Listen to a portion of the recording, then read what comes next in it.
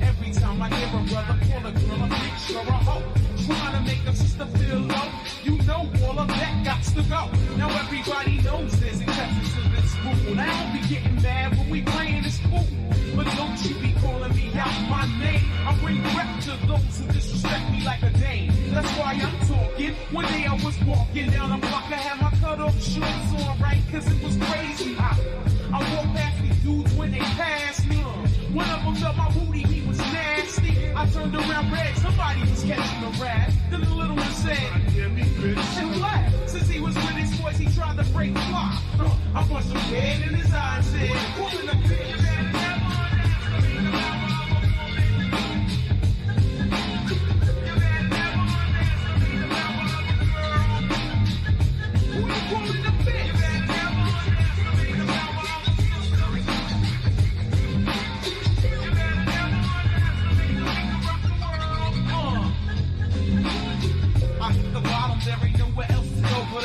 Bad days at work give you an attitude and you a rough. They take it out on me, but that's about enough. You put your hands on me again, I put your ass in handcuffs. I guess I fell so deep in love, I grew dependency. I was too blind to see just how it was affecting me. All that I knew is you was all the man I had, and I was scared to let you go, even though you treated me bad. But I don't wanna see my kids see me getting beat. See my daddy smacking mommy all around. You say I'm nothing without you, but I'm nothing with you. A man don't really love you if he hits you.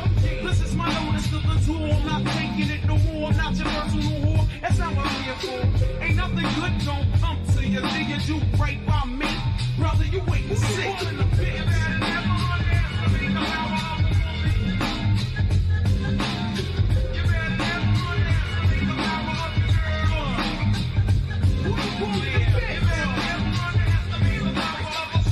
I'm living like this.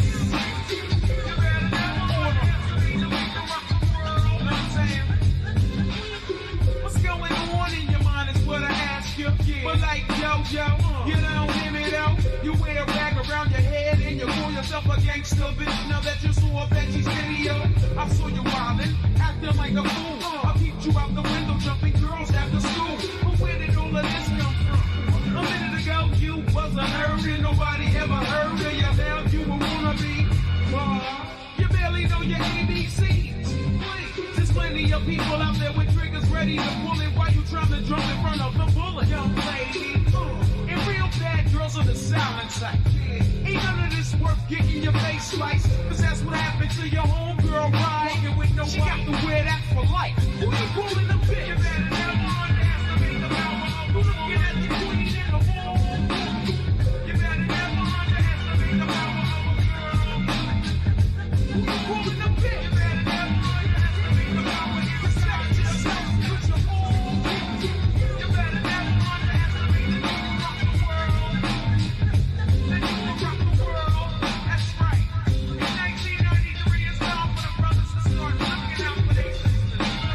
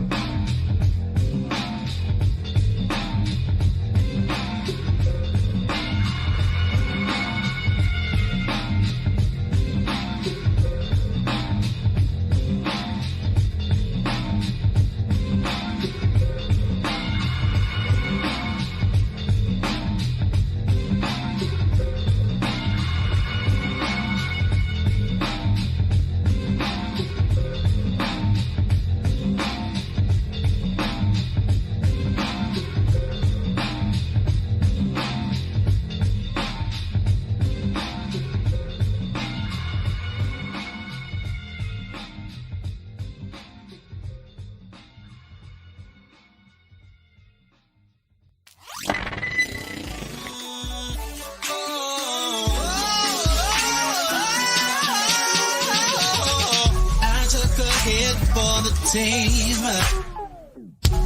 Took a bullet for the dream that we would one day all be free. Free from prejudice, free from sexism, free from bigotry. I die for creativity. I die for freedom to be free. I died and left a legacy. Oh, but baby, I still live through technology.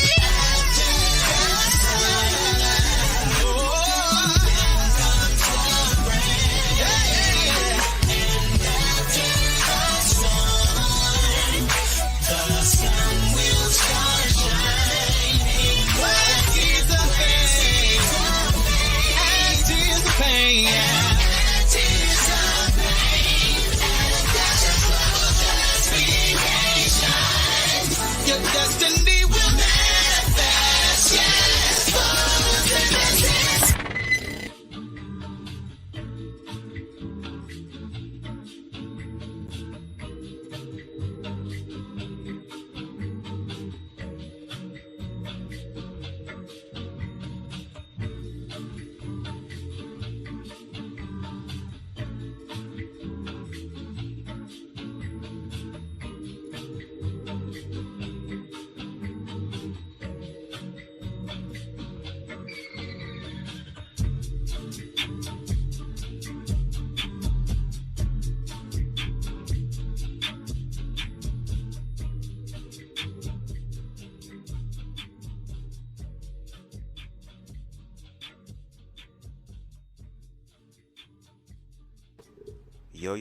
Yo, what's going on? First of all, my apologies, okay? This live was scheduled to go on at 8 o'clock, okay? Y'all see right now we are what? 8:15, okay? So y'all gonna have to forgive me. Hopefully y'all can hear me pretty well. I have to hold the mic as if though I'm conducting interviews and shit, because the reason why I was late is because I was trying to download Tough Topics podcast live that we're going to be getting into tonight. Okay, first of all, shout out, okay, to Tough Topics podcast. Okay, shout out to her for doing the work that she's done. I recently discovered her because I was on a panel over at Black Men Unfiltered Network. Shout out to them. Okay, where we were talking about the gay agenda, and she shared her perspective, and I liked her perspective because her perspectives were more open-minded. Of course, there were some things there that maybe she did not understand, but instead of being completely standoffish, like a lot of the older people, no shade, she was willing to be like, okay, I'm still standing my ground in what I believe in, but I'm going to listen actively so that I can end up, you know what I mean, understanding where you're coming from and actually bridging the gap and creating community. Okay, but we're going to get into her one of her latest lives where she held the manosphere and black men accountable. Okay, and as a black man myself, even though I'm same gender, and despite what you believe or what you want to believe about same gender individuals, if they're not real men, I am a man. Okay, I identify as he and him. Okay, I love my dick and my balls. Okay, but I also am aware of the certain level of privilege that I have as a black man, or just a man in general. Okay, so I'm going to use my platform as well to help bring awareness to other disenfranchised groups within the community, and actually build camaraderie and community, because all this division that we're doing is fucking us up even more. That's why love is important. That's why self-love is important. That's why communication is important. That's why true, genuine spirituality is important. Okay? Those things are imperative if you're trying to rebuild a community. And like I've said before, and I'll say it again, over here on BubzDaGawd, guess what? We put in the work. And I say we, because even though my followers and those who are consistent, or I ain't say my followers, I hate saying that, my supporters, the ones that are consistent, they are the ones that are interacting with me. They are the ones that are learning with me. They are also educating me as well. And one thing that they realize is that we put in the work, and okay, we're bridging the gaps and trying to reach out. Okay, since a lot of people on Black Men Unfiltered don't want to reach out, there's only been one. And shout out to him, Dr. Nakumbe. Shout out to you, a real nigga, okay? Real man. Alright? But since they won't reach out again, let the queer people, or the ones who care about humanity who happen to be queer, are always the ones reaching out. Okay, so I'm going to do my part. So again, shout out to Tough Topics. But before we get into this, I want to say hello to y'all. What's up, Neri? What's going on? We got Queen Spicy in the building. We got Rico in the building. Let me tell you something, Rico. I hope you're still here, King. I know I keep saying this, but we gonna have to do a live or something. Bro, like seriously, I keep saying this, and we keep like missing each other as far as each other's lives. I literally want to sit down and I want to talk about spiritual stuff, queer stuff, like give other groups of people in the community as well, okay? Excuse me, the opportunity to transcend, because even though we look at these certain people and be like, oh, we're not going to protect these people and they're ratchet and they're all this stuff, baby, just because a motherfucker might be ratchet or grow up in a ratchet neighborhood does not mean that they completely subscribe to the narrative. There are people out there who, despite their expression of humanity, baby, they still connected to the humanity. There's still some form of humanity there. Okay, and shout out to Rico DeBrat, because Rico DeBrat is a person that will talk to you, try to get to know you, but if you play on his motherfucking top, bitch, he'll cuss your ass out and light a candle on your ass, girl, sign, seal, and deliver. And we need to have more of that information, especially as Black people. And we're gonna get into the topic, y'all. Y'all know BubzDaGawd, we all over the place. It is what it is. Welcome me, welcome you. Okay, but I feel like us as Black people, we need to go back, or I ain't gonna say go back. We gonna need to bring some principles from the past that has benefited us spiritually and bring it to the present moment, bitch. It's time for Black people to start speaking in some sort of African hoodoo voodoo language. It's time for us to put our energy not in the church, girl, where they siphon off of us, girl, but to actually put it into ourselves so that we can rise, bitch, and actually manifest the hope and the dream of the slave. Also, I'm going to be saying the word bitch a lot, and I know I played Unity in the beginning. UNITY, who you calling a bitch, a hoe, or a trick? Okay, I am a gay man. I use that word all the time. Okay, it's one of my isms. It's kind of like when a person says or and, I say bitch, I say girl. I'm just embracing who the hell BubzDaGawd is, okay? And what feels good to me, all right? And I hope you do the same. But again, shout out to Tough Topics podcast. I'm going to continue to look at some of her stuff. I was thinking to myself earlier, I was like, damn, I want to do something for YouTube. Like, I know I got to finish chapter 3 of the truth behind lying for you guys, but I really am in my like commentary, socialism, like connection, community building bag. And one thing that I've always wanted to do is that I wanted to connect with other people in the community, and because we're living in the information age, it has made it possible now to do that from the comfort of your own home. Okay? Because I'm a homebody person. I love my home, girl. I got to recharge, girl. I love that I can log in and log out, girl. Praise him. Okay? But I'm doing what I can to reach out to other people. And I like how Tough Topics thinks. Like, I like somebody who stands on their ground. And she's a very beautiful woman, as you can see. See, I don't have to be sexually attracted to women to see the value in them. I think because I'm not sexually attractive to women, I can have a more objective viewpoint of their perspective because I don't have ulterior motive of wanting to stick my dick up inside of them. Okay, so yes, but she is a beautiful woman. I think she was born in 1993 because it says Tough Topics 1993 is her tag handle. And even in the song, girl, with Queen Latifah, she shouted out 1993. I said, come on, look at the synchronicity, girl. I wasn't even thinking. Okay, but I came across one of her lives, and the live that we're going to be breaking down tonight is called The Manosphere Got This One Wrong, because she kind of, she is willing to have more long suffering and willing to be more objective when it comes to the Manosphere's community, because I feel like all groups have their own perspectives that are true and that are genuine that we can all agree on. But I think because of what we've been through, and a lot of us haven't transcended our own fears and insecurities, it prevents us from going in that direction of the similarities that can bring us together.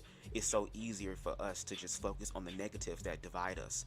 And I just shared a video on my Instagram about how, girl, let me look at it, girl. I'm sorry. The weed is weeding, bitch. Shout out the strand of today, girl. Cause I'm a manifester of weed endorsements, bitch, okay? It's from Sapphire Farms, girl, okay? It's called GMO Eastside, girl. I don't know about the GMO shit, girl. But the shit is good and it says organic. So shout out to them. Okay. What's up, Harold? What's going on? Bubs, the mother loving God. What's going on? Yeah, y'all gotta do that for sure. That would be yeah. But he was speaking about distractions. Girl, what is the title? Hold on, I'm gonna go to my Instagram real quick. Hold up. Yeah, to destabilize something, girl. To get people fighting with each other, girl. And then they brought up all these clips of what's going on in the world now. Like, the further that we are afraid of the more that we continue to feed into the fear that pushes us away from each other, girl, the more we play into our own destruction and downfall as a whole, as a collective. And bitch, since I'm already short than a motherfucker, girl, I'm gonna be the last one to get hit. All you tall motherfuckers going first, girl. So if a short motherfucker is telling y'all shit that I'm gonna feel last, y'all need to listen to it, a little bit of it, okay? But anyway, y'all. Hold on. I'm so mad because I wanted to be comfortable. I wanted y'all to hear the full audio, and we still gonna hear it, but I gotta nigga rig this shit. I'm holding my damn microphone in my hand like I'm walking around doing street interviews, and I'm gonna hold it up to this damn speaking shit while playing it off of my PS4, off the surround sound. Girl, this is some innovative nigga shit, okay? But I mean, black people have always been creative, bitch. And in the words of old girl from Players Club, make that money. Don't let it make you. With her busted ass lip. Don't let it make you, girl. Don't let the money make you, bitch. Okay? Boom. I never had this shit pulled up. Girl. Copyright disclaimer. Under Section 107 of the Copyright Act of 1976, allowance is made for fair use for purposes such as criticism, comment, news reporting, teaching, scholarship, education, and research. Fair use is a use permitted by copyright statute that might otherwise be infringing nonprofit, educational, or personal use tips the balance in favor of fair use.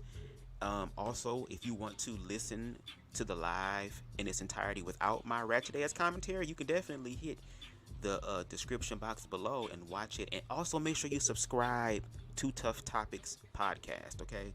Because I believe she does have something fresh to bring to the perspective.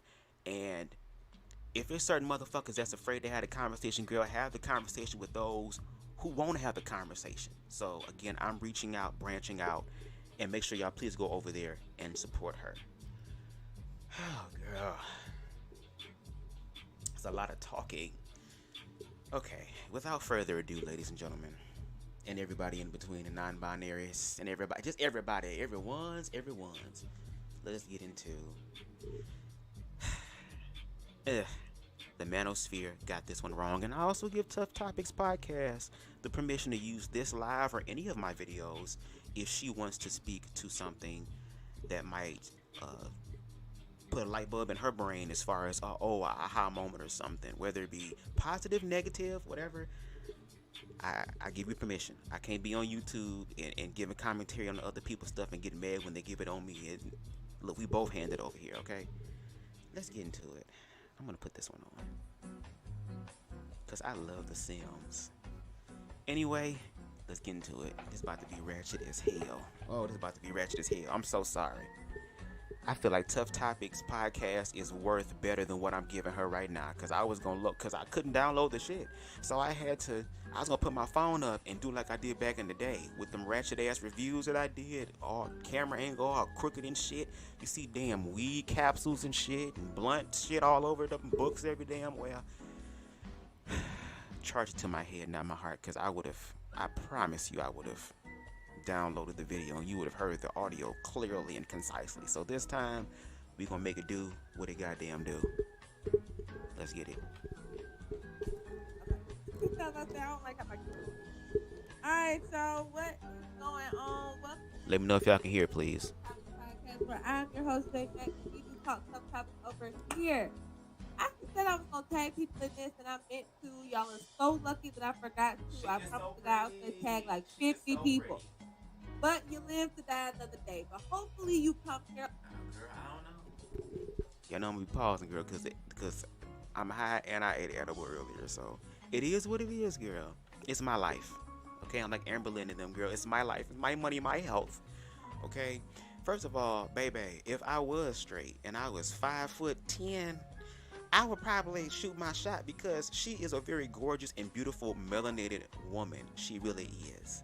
She looks like one of those naturally beautiful girls, like in the early 2000s, girl who didn't need the titty enhancements and the ass enhancement, girl. And she just let God and the goddess in God just resonate all up and through her damn being. Okay, I'm talking about true, powerful, melanated queen, girl. Skin is glowing, skin is even, girl. Beautiful, baby. It's just wonderful, okay? Beautiful. I just wanted to say that. Praise the Lord. Okay. What's up, Deshaun? Yeah, she is very pretty. She is pretty as hell. Was she a part of the panel before? Yes. She was on the Black Men Unfiltered Network's panel, girl, about the agenda amongst intellectuals, girl, and no shade. There was some people who had some good points, but the rest of them, girl, I'm like, if these are the intellectuals, what the hell does the idiot sound like? If these are the ones that Earthrealm has to offer in the tournament of Mortal Kombat, girl, we might as well go ahead and get the motherfucking devil worship shit together, girl, because Outworld and them and Netherrealm and Chaos Realm and them finna come through, and girl, we all about to be a motherfucking power bottom in this bitch, girl, with no sort of lubrication, girl, none. Okay, I'm sorry. This is so ratchet how I'm doing this. I'm so for the audio shit. Okay, yes. Let's get back into it, y'all. On your own accord, on your own volition. And just make sure my sound is good. I'm laying the microphone on my damn weed rolling tray and shit. You know that's love. Y'all come on in, like the video on the way in, whether you're on Facebook or YouTube, etc. What's going on, Warren? What's going on, Corey, Tisha? Hey, everybody. Hey to all my kinfolk. Hey to all my brothers from another mother and sisters from another mister. Y'all come on in. I'm not going to waste your time because I'm on a deadline myself, so I'm going to jump right into it. So unless you've been sleeping under a rock, it's very possible that you are under this current housing crisis that we have. But if you're not living under a rock, you probably have seen that A1, Taylor Swift, is now reportedly dating Travis Kelce. And you'll remember that Travis Kelce is a very talented, successful, etc. football player. So he played for like the 49ers or somebody child. I don't follow the NFL all that much. I'm more of a college football girl myself. Roll Tide. I don't follow that shit, girl. I'm gay. And when I die, I'm gonna show enough be Bama dead. But I don't really watch NFL football like that. But I'm pretty sure he played for like the 49ers or the Commanders. One of them red teams. I've been seeing him in red jerseys a lot. Y'all know the man. And so the reason why I titled this video, "The Manosphere Got This Wrong," is because I usually do coincide with a lot of Manosphere talking points. Obviously, I'm against feminism. I'm in favor of meritocracy. So this idea of, as a woman, you can't be requiring things from a man that you cannot, and not necessarily apples to apples, but in a comparable tangible way that you can't provide as well. Like, I do believe as a woman, it is insane for you to be out here with all these insane requirements for a man 6 feet tall, six inches on salt, and six figures when you yourself are 250, $200 negative overdrawn on your bank account, and you got 2 kids by 2 different baby daddies. See how them numbers gonna add up? Oh Lord. I believe in that, and those are largely manosphere talking points. So I can understand how people listen to my channel and they assume that I'm basically like a woman that's red pill, and to an extent, that is true. But more than being red pill, more than being manosphere adjacent, I'm just a rational, logical person. And so I'm gonna call out nonsense independent of who's saying it. And today I saw a lot of nonsense from people. People who I think have been extremely hypocritical in this situation. So I'm a part of the Kevin Samuels Reloaded group on Facebook or whatever. And so of course they're having a field day with this idea. The reason why anybody, you know what, let me start from level 0. I can't assume you guys know exactly what's going on. Level 0. Travis Kelce used to date a girl named Kayla who just does happen to be black. And Travis himself is white. Not only was his girlfriend black, but he himself kind of had that little aura. Us black girls know the aura I'm talking about. You know the white guys that it's a certain way they get their hair cut. It's a certain way they get their facial hair shaved. It's a certain way that they walk and dress, and you know that they probably openly date black girls. You know that they probably openly date black girls. So a lot of black women were crushing on Travis Kelce because he is a decent looking guy, and it was already clear that he was down for the swirl. He was dating a black girl, and extremely beautiful black girl, might I add. So I have to give a preface by saying, first of all, let me put the link in the chat for anybody who wants to come up. There you go. At least on YouTube. I don't know if it's showing on Facebook, but for some reason my StreamYard does not like my Facebook. I'm sorry if you watch it on Facebook and you don't see the link on there. But I would just say watch on YouTube at the Tough Topic Podcast. But nonetheless, so here's the reason why anybody cares about this at all. Because he went black, and he actually did go back. I know what people thought I was going to say with this. They thought I was going to be like, I had black women get to that. That wasn't my take on this because of how the men responded to this situation. The men were saying that him being with Taylor Swift is an upgrade. And it's funny to me if you listen to the arguments of why would you say that that's an upgrade? It certainly isn't a physical upgrade because Taylor is, once again, she's a very beautiful girl. She's very fit. She has very feminine features. She is very pretty. Okay, she's the it girl. Okay, she's got that look, and it's not exaggerated. It ain't the big bold. Hey, are you playing your game? Oh Lord. She ain't got the big caterpillar eyebrows and spider leg eyelashes and all that type of stuff. She's very naturally pretty. So he didn't upgrade physically. We don't know enough about Taylor Swift to say he upgraded in any other sense to say, oh, well, maybe she makes him happier. They literally just started dating. She just went to one of his games because he kind of shot his shot at her or whatever. So she showed up at his game. The only thing that you guys know about Taylor Swift is that she is white and that she is rich. Further proving the point that a lot of us already knew. A lot of us already knew that, obviously not all, but a lot of black men in these red pill and manosphere spaces are literally just doing, they are the exact antithesis of the people that basically they're the equivalent, the male equivalent of the women that they used to complain about. black men used to complain that black women were so anti-black men.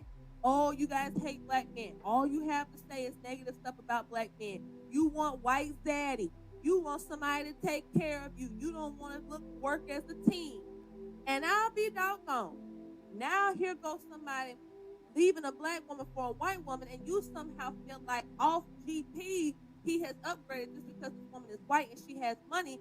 But when it was black women who wanted to be hypergamous, is this thing on? When it was black women who wanted to be hypergamous, you called them gold diggers. You said that they was trash women. First of all, she cooking.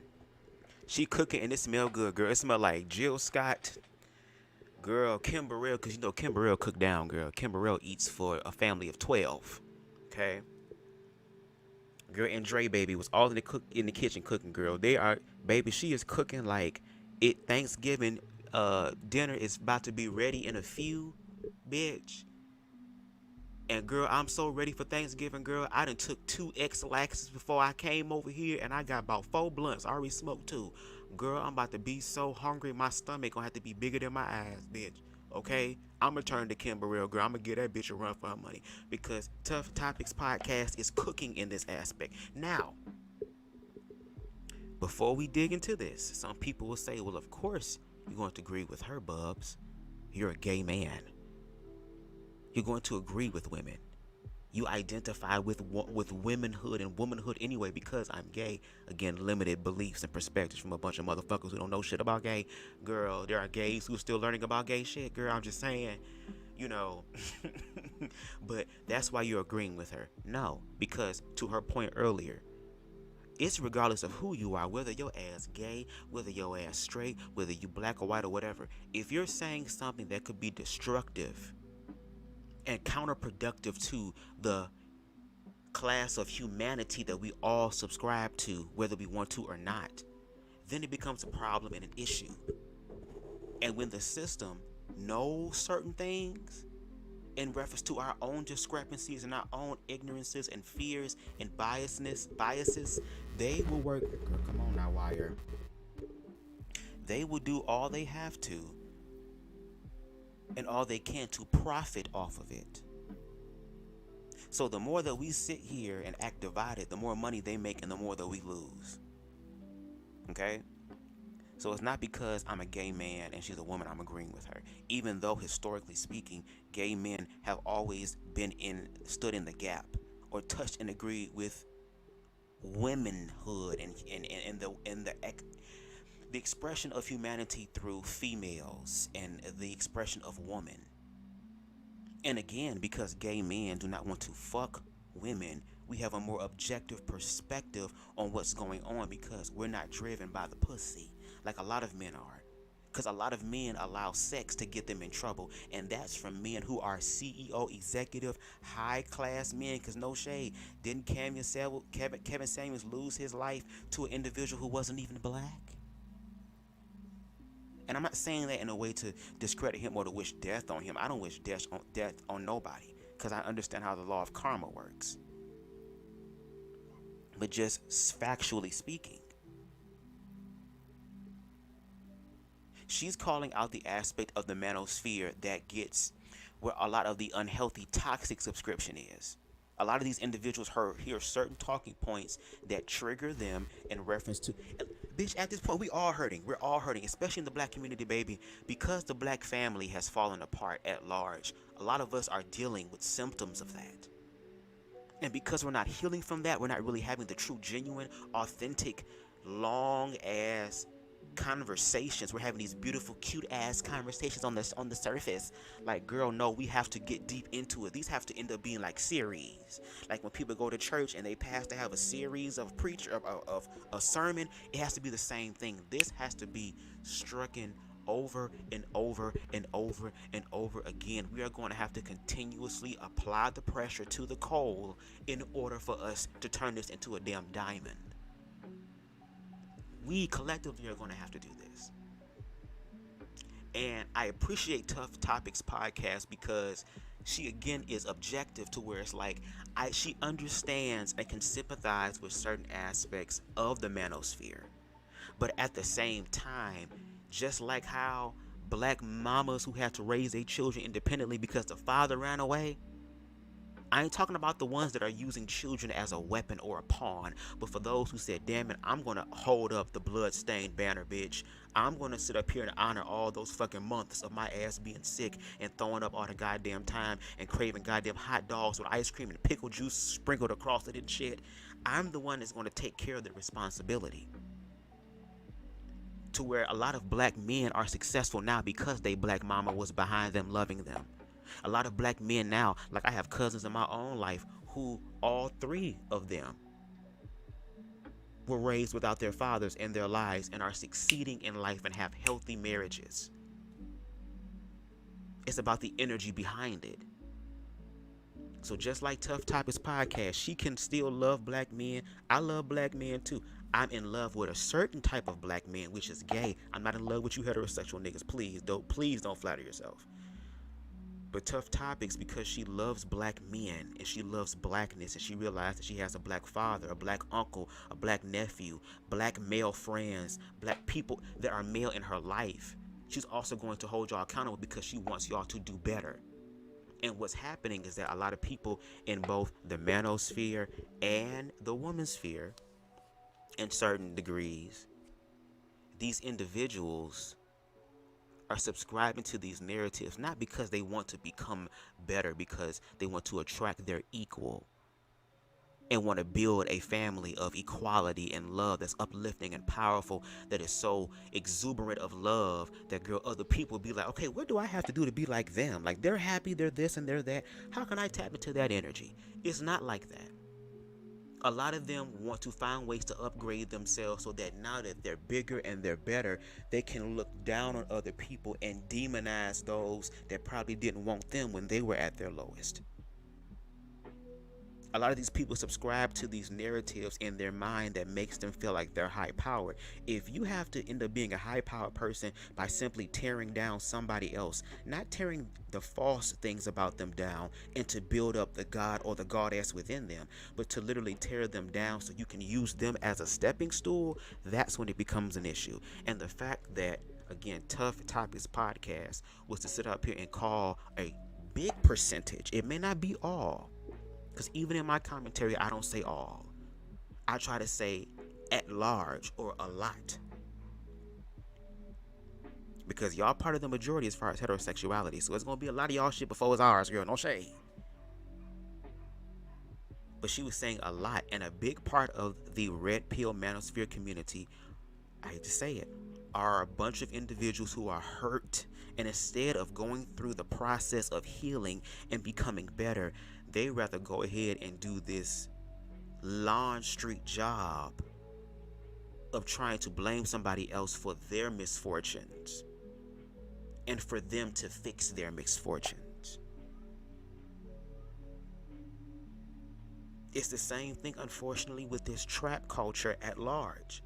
It's a lot of hurt people who have seen death and destruction up front consistently on an everyday basis, who end up trauma bonding with other motherfuckers who have seen that. And there is no healthy leadership there to help them transcend or to raise, I'm about to say higher their vibration, girl, like Amber Lynn, girl. They tried to higher the limit, raise their vibrations in order for them to do things that are constructive and productive in the community for all.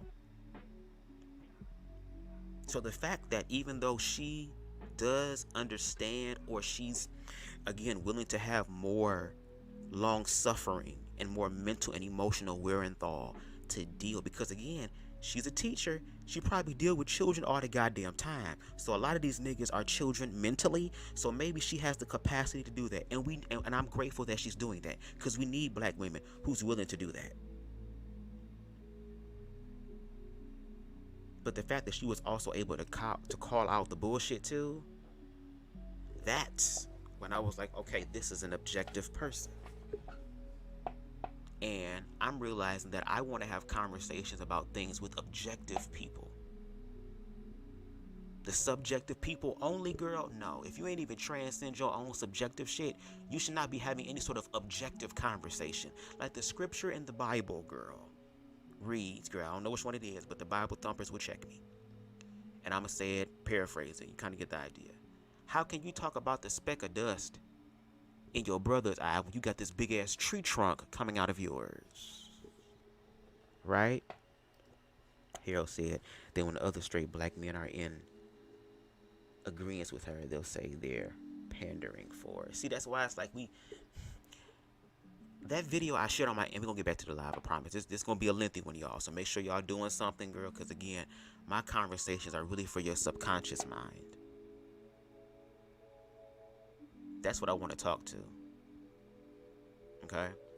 But that's why, like I said, when I shared that video on my Instagram earlier, about how the whole distractions and this destabilization in the foundation of community is imperative for those that really want to benefit off of us in the way they want to, because they can't. Back in the day, girl, during slavery, that's how they wanted to benefit us, benefit off of us, because we were property, girl. Property is to be owned and to be legislated by the person that owns the property. And now that we realize that we are not property, girl, as far as that sense, they want us to go back to that.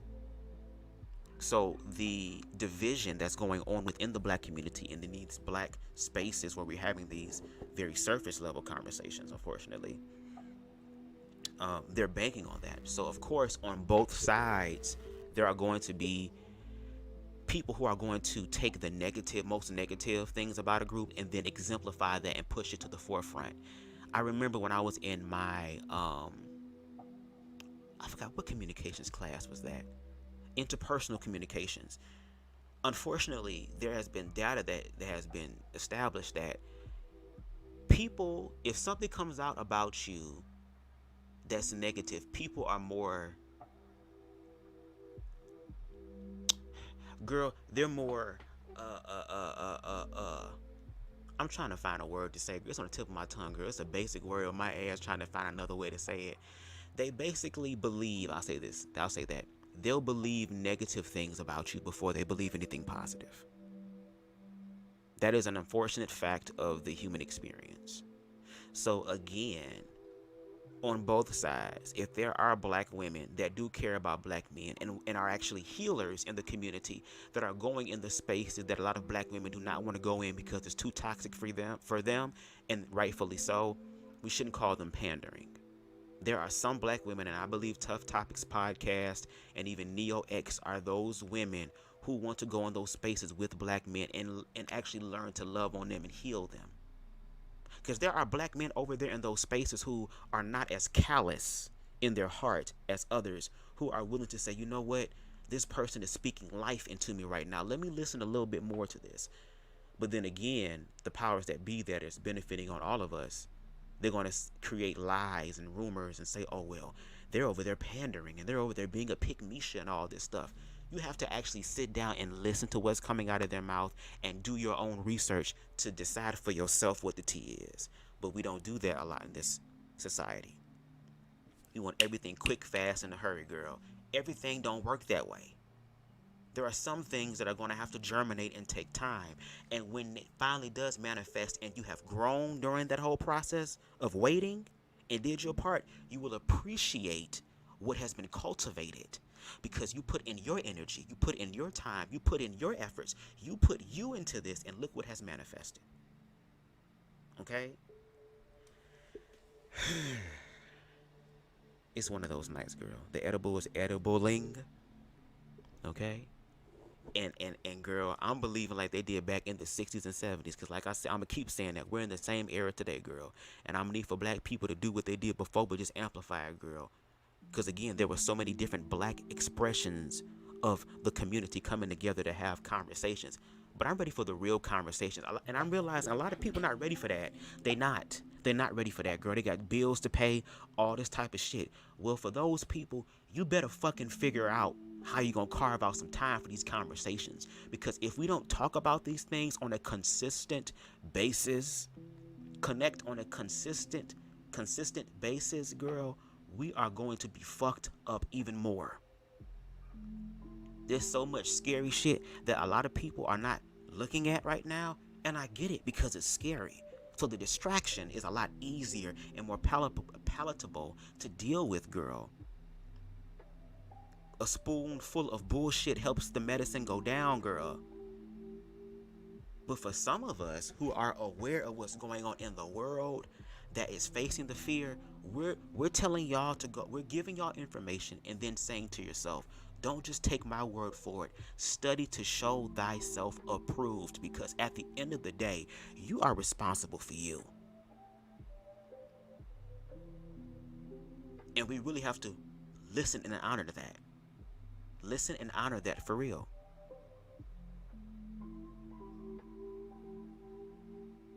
Because if we were in any of these situations that these other people were in, where they've lost their lives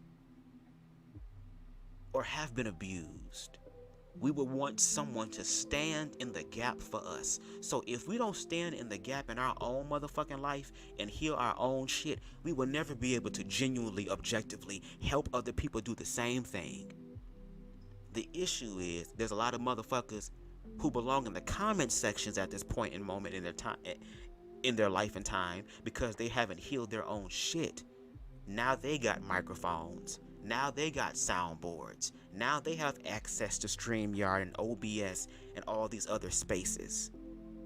And those are the individuals who end up getting all the subscribers, all the views and stuff, girl. And it shows us where a lot of people in society are mentally and emotionally. So for individuals like Tough Topic Podcast, she deserves more subscribers, more views, more opportunities in what she's getting. And I know that she's on the road to getting all of that and more. Because baby, the way that she was, matter of fact, let me let her finish cooking. Okay? Let me let her finish cooking, girl, because I'm ready to eat, girl. The munchies is kicking in. But now that you see a man, because I'll give the Manosphere this. I'll give the Manosphere this. I'll give Red Pill, Manosphere. They don't typically split hairs between different races of men. Of course. Now, of course, largely these spaces, it's the toxic patriarchy. I have to stand over the mic, girl. It's the toxic patriarchy. Keyword toxic patriarchy. That's what it is. That's the toxic part. Because again, when we look in this society, factually, historically, and even ingrained in a lot of our black DNA, unfortunately, psychologically, that white is always right, girl. So the fact that there is a white man that is doing white men thing or toxic patriarchal things, which means that, bitch, I am the king of everything. I own everything. You don't put nothing before me, bitch, and I put you after me. Do you get what I'm saying? And the only person that can check, I have literally been in barbershops. I have literally heard in certain black male spaces. Trust me, I'm learning more, girl. But the ones that I'm aware of now will literally sit up here and say that, oh, only God can judge me because I am a man. Meanwhile, these motherfuckers don't even know where God at. Okay? So, of course, when it's a man doing what he did to a black woman and then upgrading from a black woman to a white woman, not just any white woman. We're not talking about any Starbucks spice latte, Forever 21 Piera sunflower mist. Okay? Motherfucking flat booty, bedhead chick girl who was going into her local Starbucks on a wonderful fall autumn morning, girl, who is yelling and screaming because her order is not correct. We're not talking about her. Okay? We're talking about a woman, and even Tough Topics podcast is going to get, I'm going to say TTP, girl. TTP, girl, because that's too much for my tongue right now. Andrew Caldwell trying to come through. TTP is going to even say it later on in the commentary about how Taylor Swift is, girl, her net worth is in the hundreds of millions of dollars, girl. Of course there's gonna be men and niggas, girl, who's gonna be happy for that, girl. We didn't hit the lottery. You went from this, again, to TTP's point, this naturally beautiful black woman,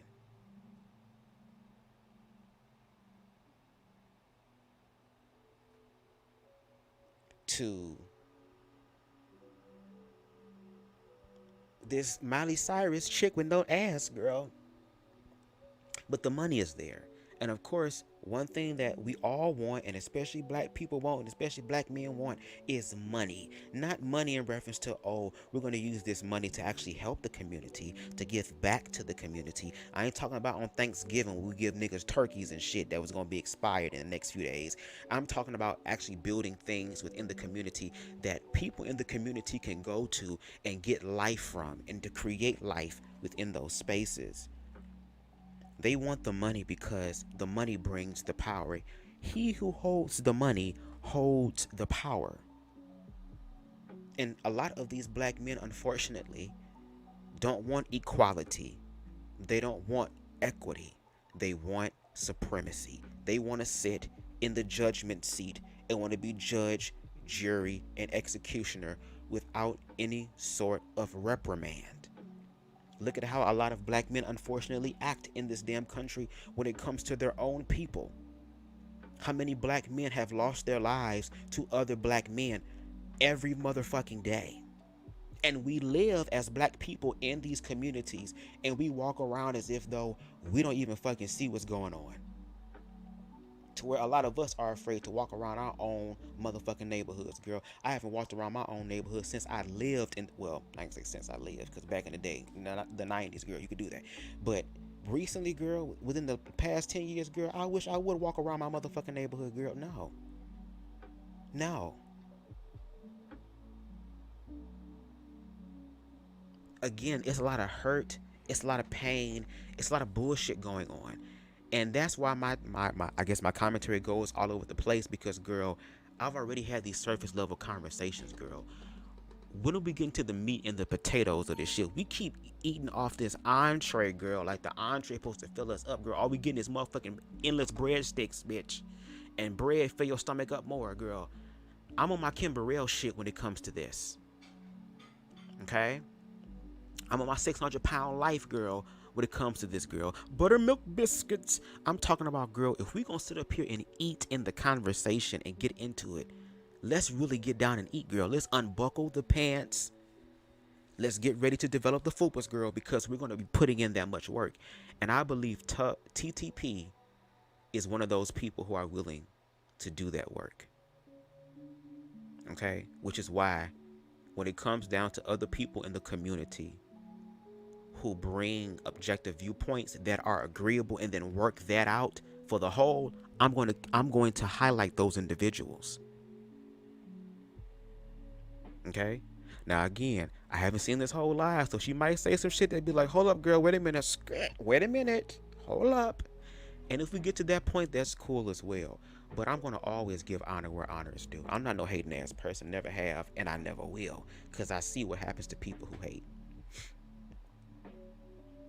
Critique, yes, we will, because when you critique somebody, you don't just talk about what you're critiquing, you also offer a possible solution to it as well. Okay? And over here, if we're going to break things down, we're going to break down the false things just to uplift the truth. And it feels good to know that I am not one of them. And it feels good to know, I mean, I'm not one, just the only one. I'm saying I'm not one of them. Girl, that's a lie. Bitch, I am one of them, girl. I'm high. I meant to say that I am. Girl, soundbite that. BubzDaGawd tells on himself. Girl, no.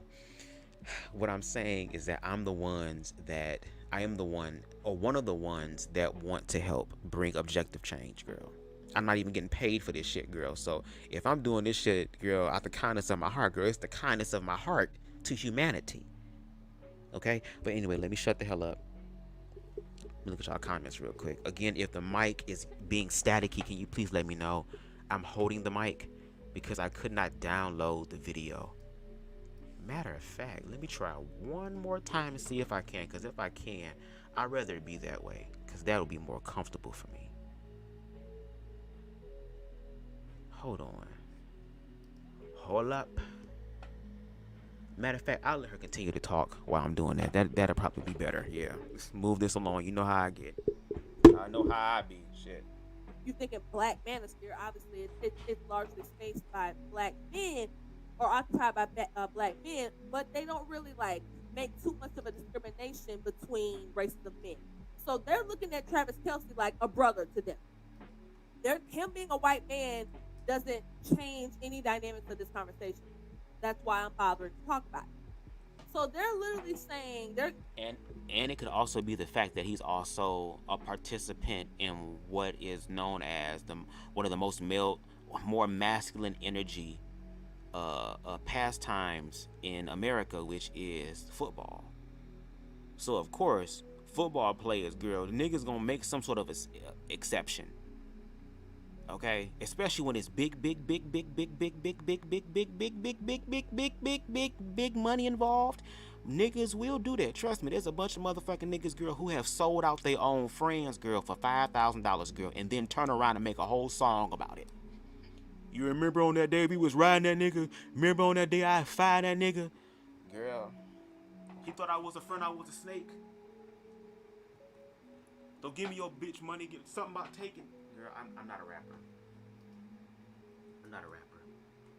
Literally clapping up a man who made a hypergamous decision because Taylor Swift's net worth is upwards of $700 and something million and only steadily increasing.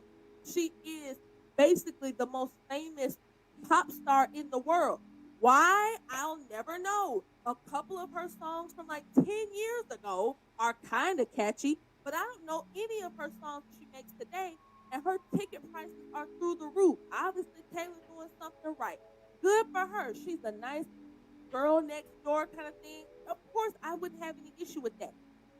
But I do have an issue with hypocrites. Because hypocrisy is going to, hypocrisy like negates the progress, right?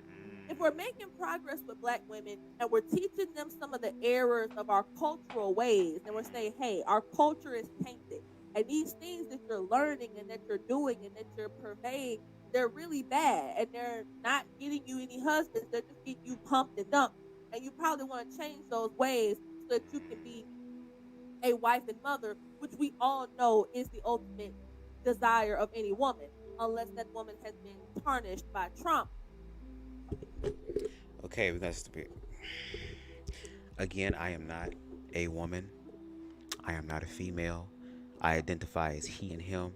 So when I say this point, I'm going to say ignorantly speaking, because I don't know. Okay, I'm aware to know that. That's why I think it's very important, again, to connect to the humanity aspect of women. Because a lot of the people that a lot of individuals in the Black community talk about are like individuals like Sexy Red and Meg Thee Stallion.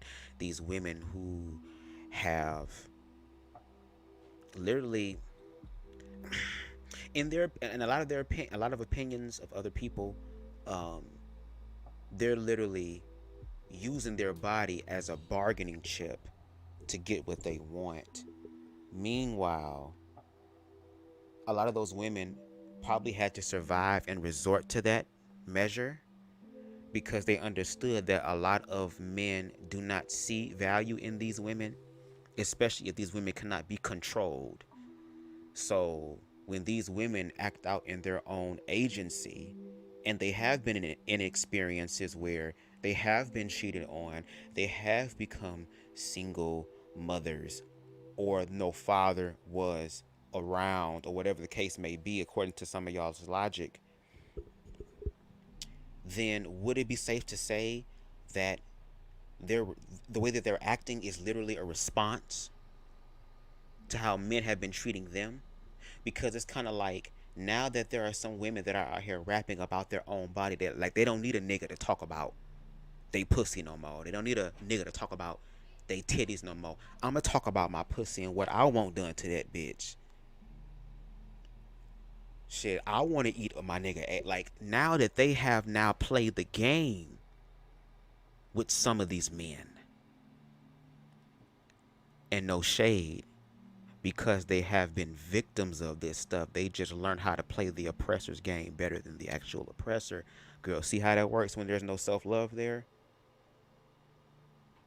To where now these women are saying, well, damn, if I know you trying to fuck me and come dump me or whatever, bitch, I'm gonna get a bag out of this. I'm gonna get my bills paid out of this. And we've heard old adages and old sayings from people even back in the day during our granddaddy and great-great-granddaddy era. It's a damn shame, girl. You a dumb woman if you leave with a wet pussy and a dry purse. So again, these women are saying, but then what happens is because there is a onslaught, unfortunately, of a lot of black women who are dealing with toxic masculinity. Or shall I say, the system has played on that and has allowed these hurt people, girl, according to your logic, because they are hurt, right, to now be capitalized off of by the system to make money. Now all these other women are coming into agreement with it. And then it becomes very toxic and muddy to where now there are innocent black men who do want to be with black women who end up getting their heart broken, and then they don't heal, and now they become a fuck nigga and they fuck up an innocent black girl who simply was trying to build something with someone, and now she's hurt. So now she is a motherfucking city girl and a hot girl now. Do you see how the cycle continuously goes within that? And I feel like the only way that we're going to be able to genuinely connect with other people who may be operating in lower vibratory awareness is to simply love on them, to honor their humanity, to actually get to know them, to actually invest. Since we're high vibratory people, right, and we're the ones who's doing it right, that means that we should have some sort of access of overflow of love, right, to give to these people. So that means actually listening to their music, to listen to the lyrics of what's being said. Yeah, we focus on the songs that's hot about them motherfucking busting us and skeeting and all this other type of shit and just all type of truffle butter nasty decadent shit. But then we don't listen to the other less popular songs where people are talking about how they are stuck in depression. And how some people can't get the image of a homie getting his head blown off or his motherfucking shoulders touching each other in the front because somebody came through close range with a shotty bitch and literally made that nigga's chest implode within itself. How they have to now end up dependent, unhealthy dependency, girl, on motherfucking codeine and perks and all this other type of stuff to numb their pain.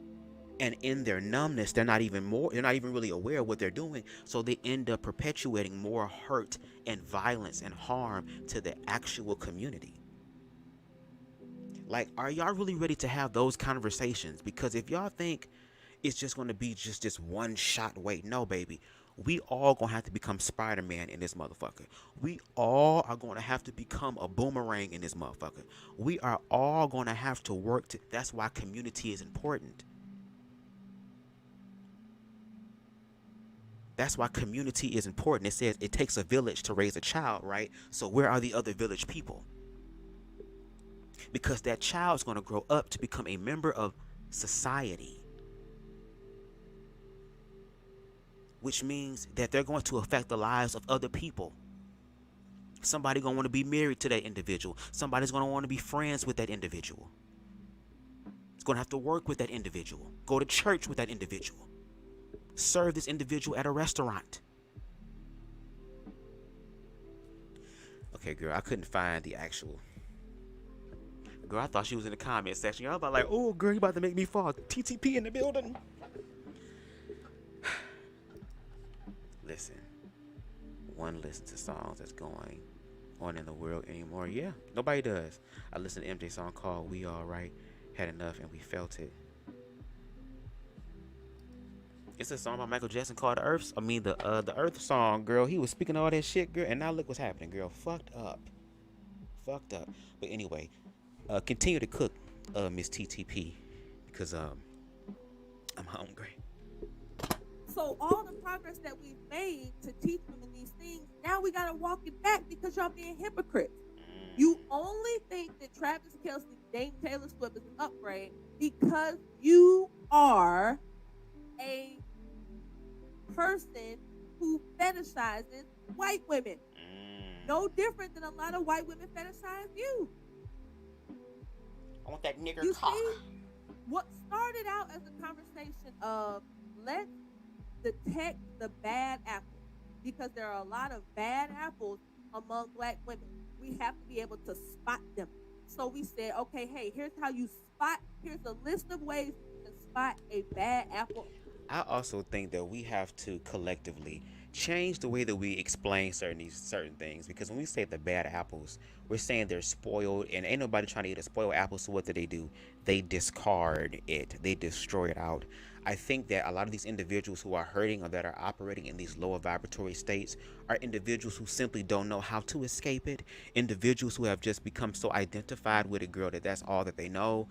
But if we talk about these people in a way that is redemptive, if we start speaking about these situations, yes, talking about the talking points and the action and the behaviors, but to actually find a way to humanize the person so that it actually reaches their soul, I think a lot of women, or just people in general, will probably react differently to the critiques that is being given unto them that are actually beneficial.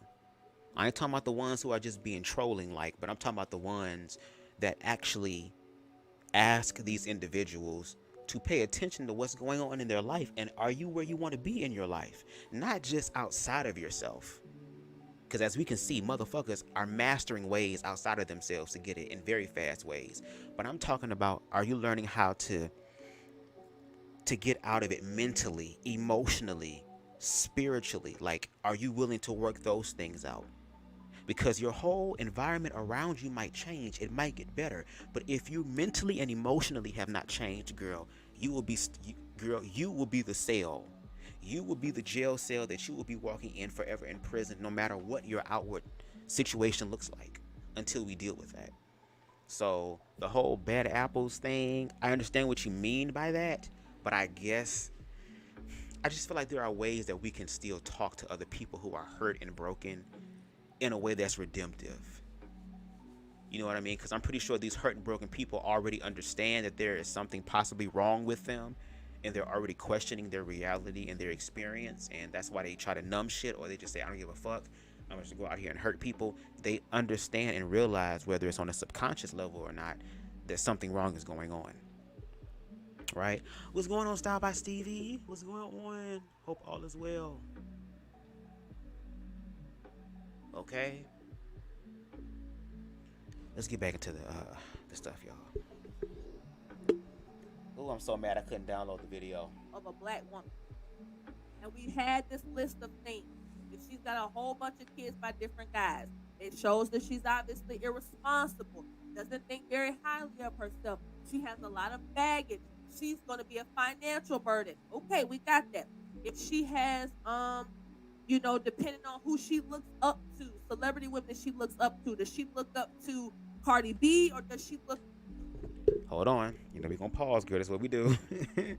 To your first point, I can understand what you mean, because there are some women out there who are hurting, who have not healed from their own shit, that now, again, children are being inserted into the narrative, and now these children are really just a financial means, because mama got to live a life too, or whatever. So children are being inserted in those narratives, and in those instances and cases, yes, there is truth and validity to that.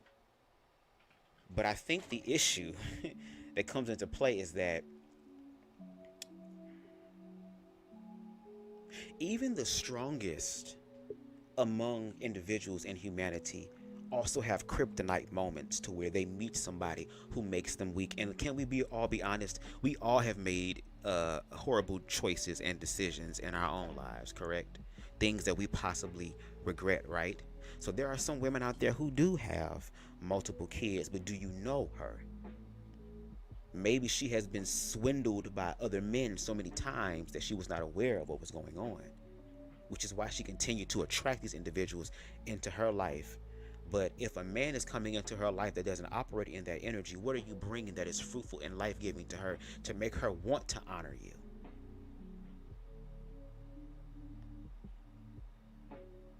And there are also a lot of women out here who have had kids and have learned from their experiences in their past and have become better to where now they're doing all they can to be responsible with these children. They're out there too. So again, I think a lot of us on all sides of the coin, girl, coins to be honest, and I think somebody else brought it up too in the gay agenda conversation amongst intellectuals, girl, that there's a lot of this extremist talk that is going on to kind of deflect from what's actually happening to all of us. And I think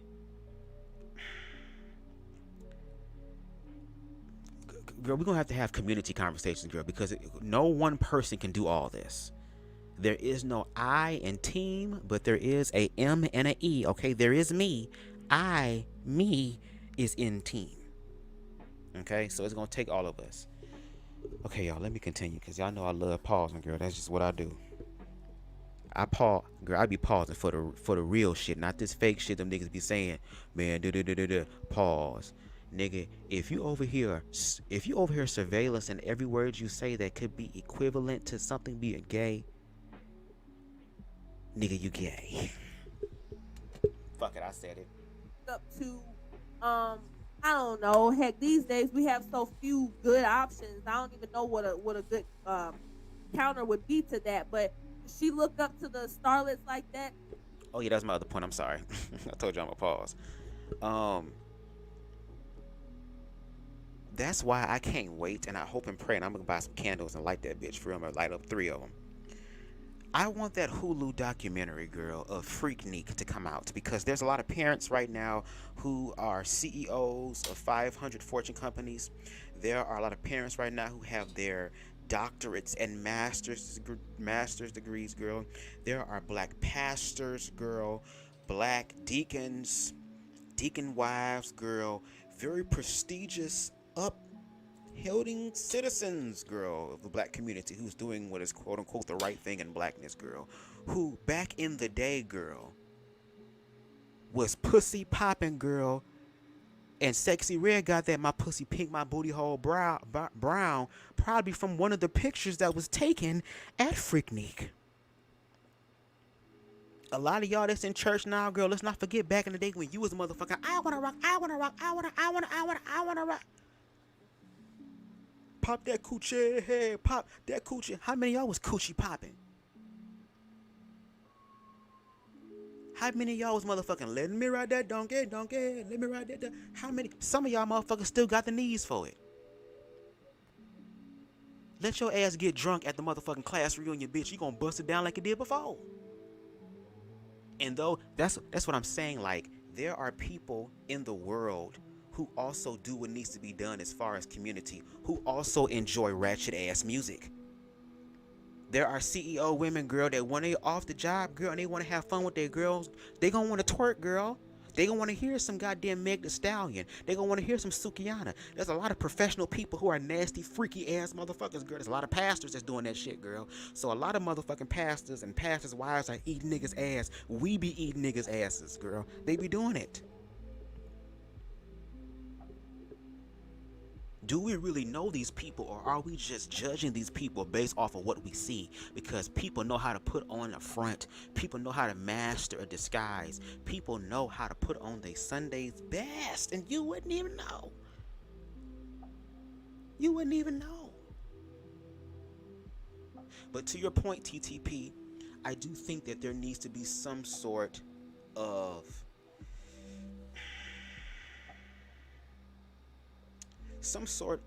role model figures for other individuals to say that they can also aspire to be greater than their circumstances.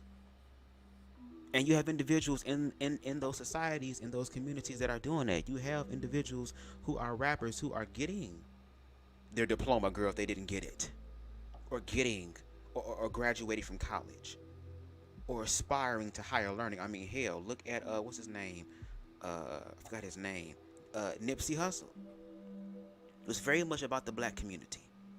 Yeah, he spoke about his life experiences, but he was doing everything he can to not be a part of that experience anymore and to do something greater, and he still lost his life. So again, people can change and people can become better. We have to love them in that way. So to TTP's point, she does have validity in those experiences, because there are women out here and even men out here who have no sort of foundation to figure out who the hell they are. And if you don't stand for something, you'll fall for anything. So if you're not grounded in yourself, you'll fall and will become those things. But even if you do become those things, it's not the end. It's not too late. It doesn't mean there's no redemption. Redemption can happen whenever you want it to, actually. Okay? But anyway, let's continue forward. Let's continue forward. Does she secretly love Sukiana and Sexy Red and all them? That's a strike against you. Leo the Last says, I'm assuming talking about Travis Kelce. He didn't spend a dime on Kayla, and it's not like she's wealthy, so that equates to a jump off to me. I'm kind of confused. Do you mean that like Kayla was a jump off, or that I'm confused, because what to me the first part of what you're saying seems to corroborate what I'm saying. If it's common knowledge that Travis Kelce did, and see, here's where I'm getting at, guys. Leo brings up a good point, and I don't know if you meant to do that, but to me, you just corroborate what I'm saying. That was of God how working. I can tell the difference between black men who are genuinely wanting to progress the culture, wanting to positively influence and get our community back on track. I can tell the difference between that versus black men who just hate black women. And and it's all come full circle, guys. Do you see it? Do you see how it came full circle? It started out as basically black men were saying that, oh, you it's not just because we say we critique black women, it doesn't mean we hate them. But yet, whenever black women critique black men, that's your first go-to. Oh, don't listen to these, what y'all be calling them? Y'all just be called, there's all these types of names. Don't listen to these black women. They just hate black men. They gonna hate you no matter what you do. Y'all are doing the same thing. Message.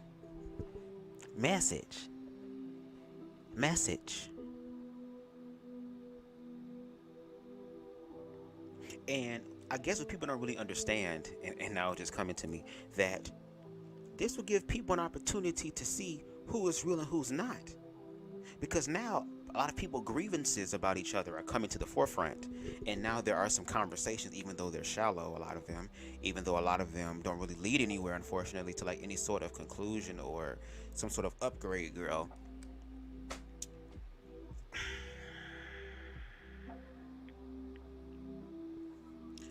Here's what I want black men to understand, and with me being a black man, yes, I like other men, okay? You got to be a man to like other men. Stop. But because I am a black man, if you want to lead, if you want to be the head of the household, if you want to be the one in charge, if you want to be the one that wears the crown, you have to understand whether you want to or not, bro, because you're going to understand either when you told it or when you figure the shit out, okay? The totality, the 360 experience that is going to come with this king crown you want to wear. Heavy is the head that wears the crown, and some of you niggas got gummy worm necks. Maybe y'all should learn to suck some dick. It might strengthen your throat muscles a little bit more. It seems like a lot of these black men want to have power and supremacy to where they can't be challenged or critiqued, excuse me. And again, I'm going to say to, I think it was Harold who said it. Shout out to Harold. They want a seat at a table they were never invited to sit at. A lot of these men, unfortunately, are imitating the frequency and the actions of the oppressor that's oppressing all of us. And we will gag when the truth does come out. I don't know if it's in my lifetime or not, when we find out who those people are, because they're not going to be who we think they are.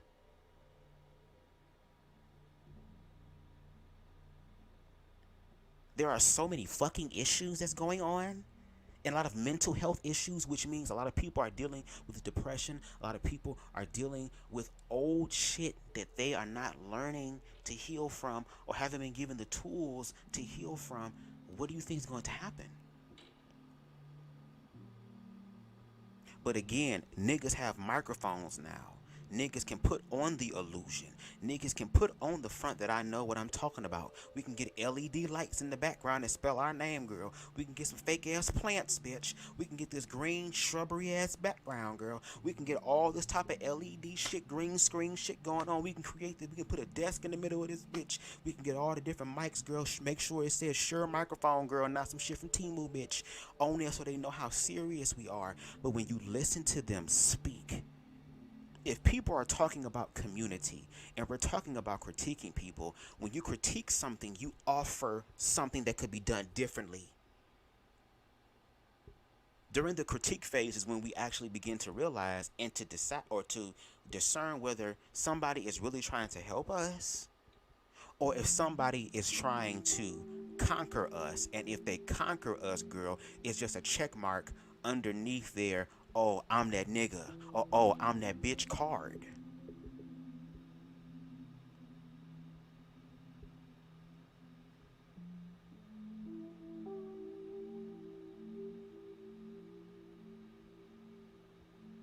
It's a lot of work we have to do. And I'm glad to know that even though a lot of niggas have microphones and shit now and soundboards now, because my ass upgrading low key in a very small way, but hell, it's still an upgrade, bitch. That there are some individuals like TTP who are willing to bring awareness to like the bigger issues in an objective way. And again, she even admitted and stated her creds by saying, and even when I was on the platform with her about the gay agenda thing, like I could still hear that there are some fear-based, ignorant, and when I say ignorant, I don't mean like you dumb or you stupid or oh my god, well no, I mean ignorant simply as you just don't know. But when I had that conversation with her on that panel, on BMU Network's panel, I could feel and discern in my spirit that she's an individual that's really trying to understand. She ain't gonna let bullshit slide, and she shouldn't. That's Big Mama spirit. You know, Big Mama, girl, but the actual black matriarchs that held the family together, that were actually the glue of the family. Because as much as we talk about black men, girl, it's really black women that act like the motherfucking glue that's adhesive. It be the feminine energy that come in like epoxy and just bring everything and hold everything that's broken together, even though it's shattered, even though it's distorted. Bitch, the original design was still holding on, girl. And she comes through with that energy. So again, shout out to TTP for the inner G. Okay? Make sure y'all like this video. Okay? Leave y'all comments. I want y'all to talk to me in the comment section. It might be a minute before I get to it, but I still want y'all to talk. I want to try to be as interactive as I possibly can, y'all, because again, this is not just for me, this is for us. The time, effort, and energy and hours that I put on this small ass platform is not just for me, it's for us. We have to be the change that we seek, and we have to uplift and encourage and inspire other people in the community that are doing that. Okay? So let's continue. You're doing the exact same thing. And not only is it evident that you hate black women because of this, because you're happy that he is now dating a white woman, but also because you're happy about how he treated Kayla when they were in a relationship. Now, I have seen a lot of different like headlines about this. And Or the fact that, oh, see, a white man don't even want you, bitch. See, you gonna need us. So a lot of these men say this in a way, and I feel like it's a very jealous way, because a lot of these men feel some type of way because they don't have what it takes, unfortunately, right now to actually honor her the way she deserves to be honored. Because if she can give herself shit by her damn self, why would she need you to do it unless you bringing something to enhance the thing? So I guess because this white man has dropped this black woman and has left her for a rich white woman, I don't know if these niggas feel like, okay, now maybe I'll have a shot, maybe I'll have a chance at her, and I'm pretty sure you niggas will still receive the same answer as you did before. No. Because some of these niggas who were preying on her downfall are the same niggas, girl, that will be afraid that if they got together, she would leave his ass, girl. At least in this situation with the white dude, he was able to drop her ass for a rich white bitch. Who are some of these red pill niggas gonna drop that girl for? Huh? Oh, okay. tend to know for sure, because when it comes to celebrity nonsense, you just can never tell. You can never tell 100% what's true or false unless you have directly seen something with your own eyes. So I know that it's common, like it's commonly accepted that Travis Kelce was like really tight with his money when he was dating Kayla. He would give her like $100 a week or something, allowance and all this weird stuff. He didn't like to maybe pay for dates or whatever. And you black men, even when he was with her, you championed that behavior. Yeah. So it goes to show once again that there's something inside of some of you, and I can't stress enough that this is only for some black men. Yes. Because some of y'all, you already know, we here. But some of y'all tripping. And I'm going to be the one to tell you. And you can say, oh, I ain't got to listen to no woman. You don't. But if you clicked on the video, if you're watching the video, you are listening, so I'm going to tell you. You tripping. There's no reason you should champion a black woman being given the bare minimum, especially since Kayla otherwise fits all of the descriptions that you guys gave. You guys said the reason why you don't take black women seriously today is because they're overweight, they don't take care of their stuff, they have a bunch of kids, and they're not feminine. But yet Kayla is fit, feminine, and she seems to be friendly. She has a friendly disposition about her, and I ain't seen her tote no kids behind her. So you are hypocrites and liars. And again, because a lot of those niggas wouldn't have a chance in hell. A lot of those niggas, a lot of those hurt niggas that was so happy and was championing for the behavior that was against that beautiful black queen girl who was, again, girl, if you sitting over here demonizing and calling on the downfall of something that you want, you just happy because, bitch, you get a chance to see it fall apart. But do you think that it will work with you, though? Do you think that you're the exception to the rule, that you are the knight in shining armor that will help bring this woman's life? If anything, girl, she might give your ass a goddamn allowance of $100 a month. So again, to TTP's point, that is hypocrisy. Because again, y'all say y'all don't want women overweight. Y'all want, girl, if you pay attention to the Hulu ads and the shit on YouTube, girl, and all this type of stuff, it's niggas at 30, 31, 32, 33 who got limp dick problems, nigga. Some of these niggas got baller bellies, bitch. Okay? Some of these niggas' hairlines is disappearing, girl. Pulling all type of nigga stunts on their head. So back to her previous point earlier, girl, I can understand you wanting to receive something that you can offer, because at least that's fair. That's fair. If you want to receive what it is that you put out, I mean, that's how the law of attraction works, so yeah, you would get that. But a lot of these niggas who talk about, oh, I want a woman that's this and that and that and that, look at some of them niggas, girl. Are you even qualified to ask for that? Let's be real. But see, what people don't understand, especially when it comes down to the feminine aspect, is that they're looking at things that are objective, like physical attributes. Do these men ever speak about mental and emotional attributes and spiritual attributes that they feel are important and that are in alignment and are congruent with what they want? And maybe they are, but I'm going to sit up here and ignorantly say, hypothetically speaking, allegedly, that a lot of these niggas who are champion on this girl downfall, they're not asking those questions. They don't want somebody who can really be there for them when all the shit falls down. They just want someone that is going to put up with they bullshit. And black women are saying, girl, I have raised young boys to turn into men. Yes, I may not be able to teach a man how to be a man, but I can at least teach this young boy who will grow up to be a man how to treat women, so that he can successfully do something that maybe me and his father could not.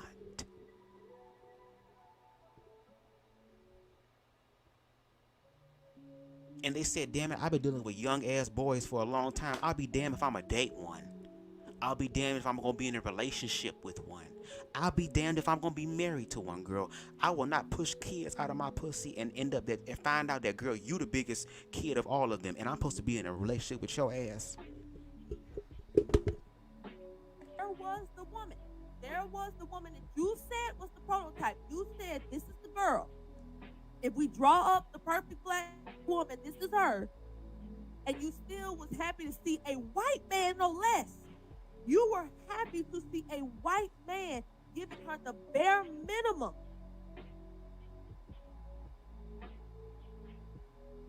Hypocrite. That's all that is. That's literally all that boils down to. So I've been seeing a lot of men say that he upgraded because Tay has a lot of money.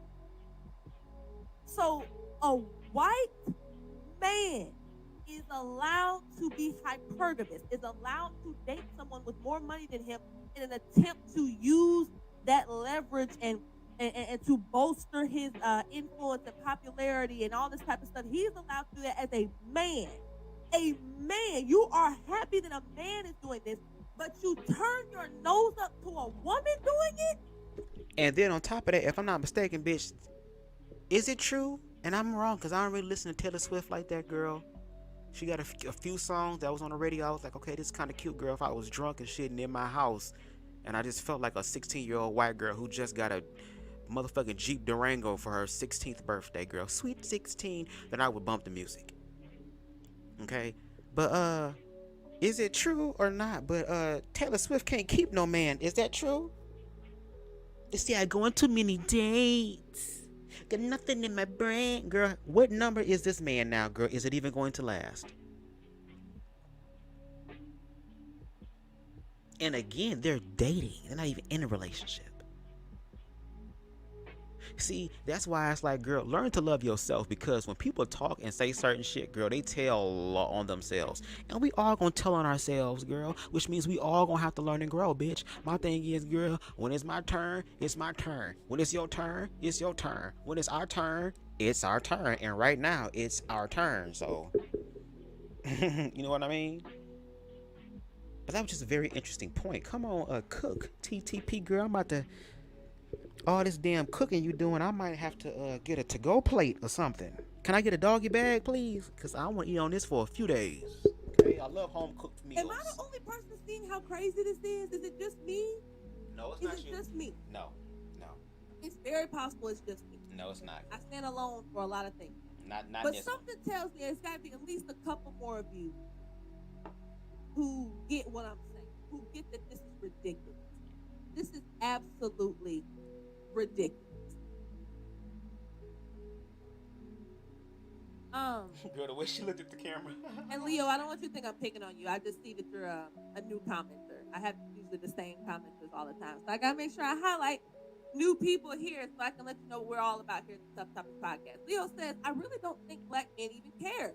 To be honest, black women who seek to divest are more interested in their relationship. Them staying together or breaking up doesn't mean anything. Well, Leo, you're coming from a rational point of view. Rationally, there's no reason why any of us should care, especially not black men, because now black men don't have any, really black people. Now it's just two white folks dating each other. But the reason why black women are saying anything, and I can't speak for all of them because I know some black women are taking an ignorant role in this because that's what some of them do. But you're thinking logically, and I need you to know the unfortunate truth is not everyone else is. Yeah, unfortunately. I'm a part of a group, a Facebook group. Why I joined, I really don't know. Because a lot of the men in that group are not Kevin Samuels esque.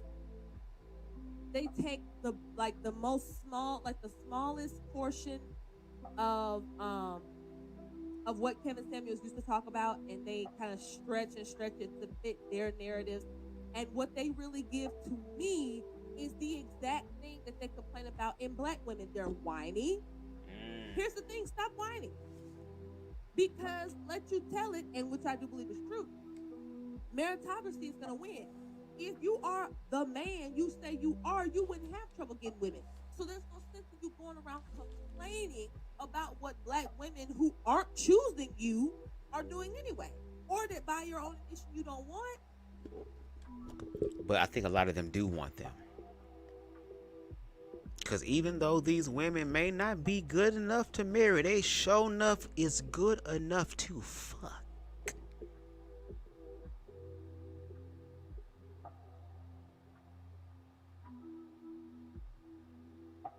There are some men that like teaching women how to please them sexually. And there's a lot of men who ain't got time to teach nobody. Girl, do what you do. Let me lay back, relax, and enjoy my turn. My eyes roll back and my toes curl.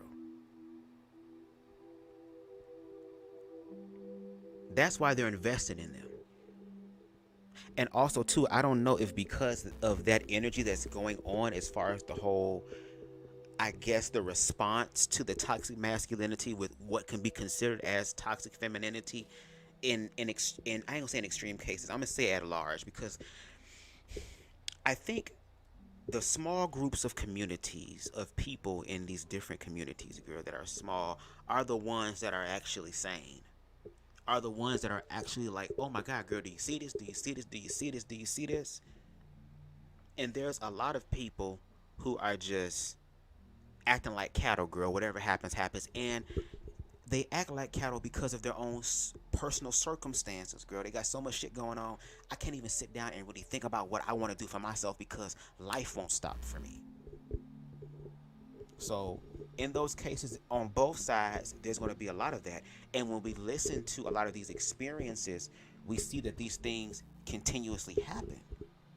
That women keep saying the same thing about black men, and black men keep saying the same thing about black women. So obviously there is some root issues that need to be discussed.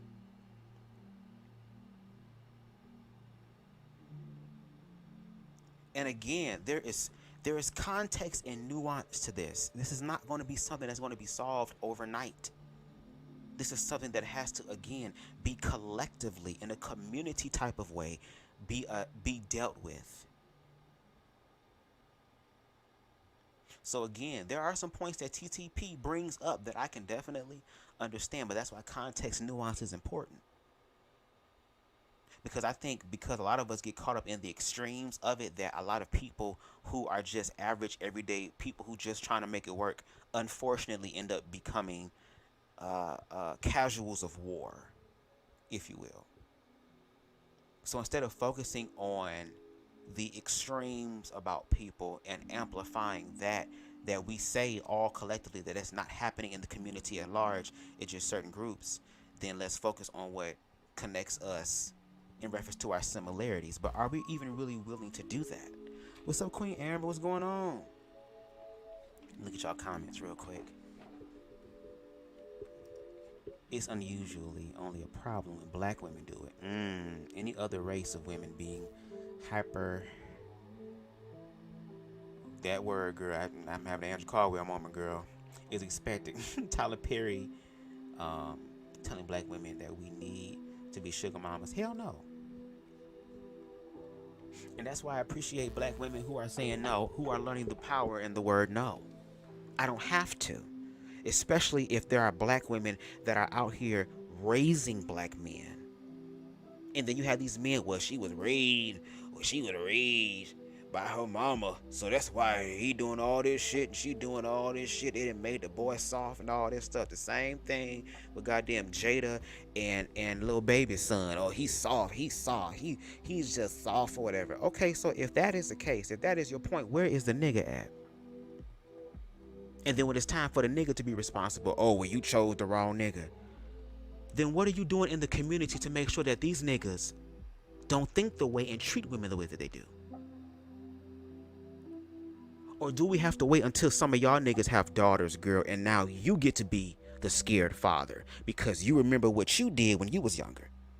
Like I said, for all the people in the comments, please go to your local dollar store. Don't use no expensive shit. Go to dollar store, Dollar Tree, Dollar General, anything for $1. Get you a white candle. I'ma plan a day. We gonna light a candle. We gonna say a community prayer, girl, and we gonna manifest all of the resources that these people need at Hulu to release this goddamn freak Neek documentary.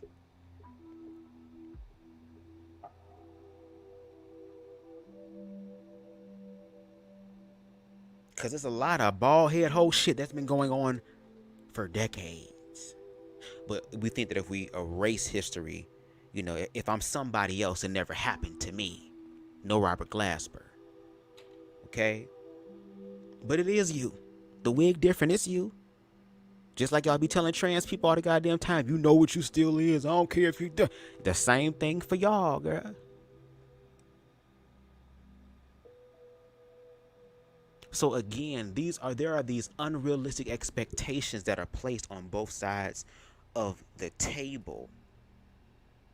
And nobody's really trying to find a compromise, because at the end of the day, as much as black men and black women want to sit up here and argue back and forth with each other, guess who unfortunately suffers in the midst of all this shit that we always forget, but yet we say that we're championing for, which are the children. And even on Black Men Unfiltered, I think it was our Pain that brought it up, that said that because the man and the woman, the male and the female, to his point, have not come together and reconciled whatever differences they have, girl, and they was on that damn OJ's last night, me and my woman cried together, said we cry ha together, and then we made love and we became new creatures in that moment to do better. And because black men and black women aren't doing that, and it's the divide in the family, now the children are not protected because they're even being used as pawns, or forgotten about, or seen as a burden. And now those same children grow up in a low vibrational, dysfunctional type of way, to where now they project that hurt and pain and bleed out onto other innocent people who also have not learned how to really deal with their own shit. And do you see how the cycle continues and continues and continues and continues and continues? You still trying to, let me see. Look at your stuff, Amber. Unfortunately, I have some bad news. I lost my grandma yesterday at 7 p.m. and I decided to come home today to start the funeral process. Wow. I'm still trying to process everything. I couldn't sleep. Yeah, this is going to be a little bit tough for you, Amber. Because, baby, that's one thing that everybody at large is afraid to touch on and talk about, especially when reality changes in such that way. And even though you're hurting right now, even though that your heart is heavy, even though you're going through the emotional aspect of it right now, I want you to know that you are loved. You are loved, Amber. You have people here that are sending good, high vibratory energy your way. And if you are willing to receive it, I ask that you at this moment in time say that I'm willing to receive it, because you deserve it. And even though she may not physically be here anymore, she's always still near. She is a part of you. Her bloodline, her blood runs through your veins, which means that she is never lost. She is never truly gone. And she'll be around you. Trust me, you will know. You will feel her presence.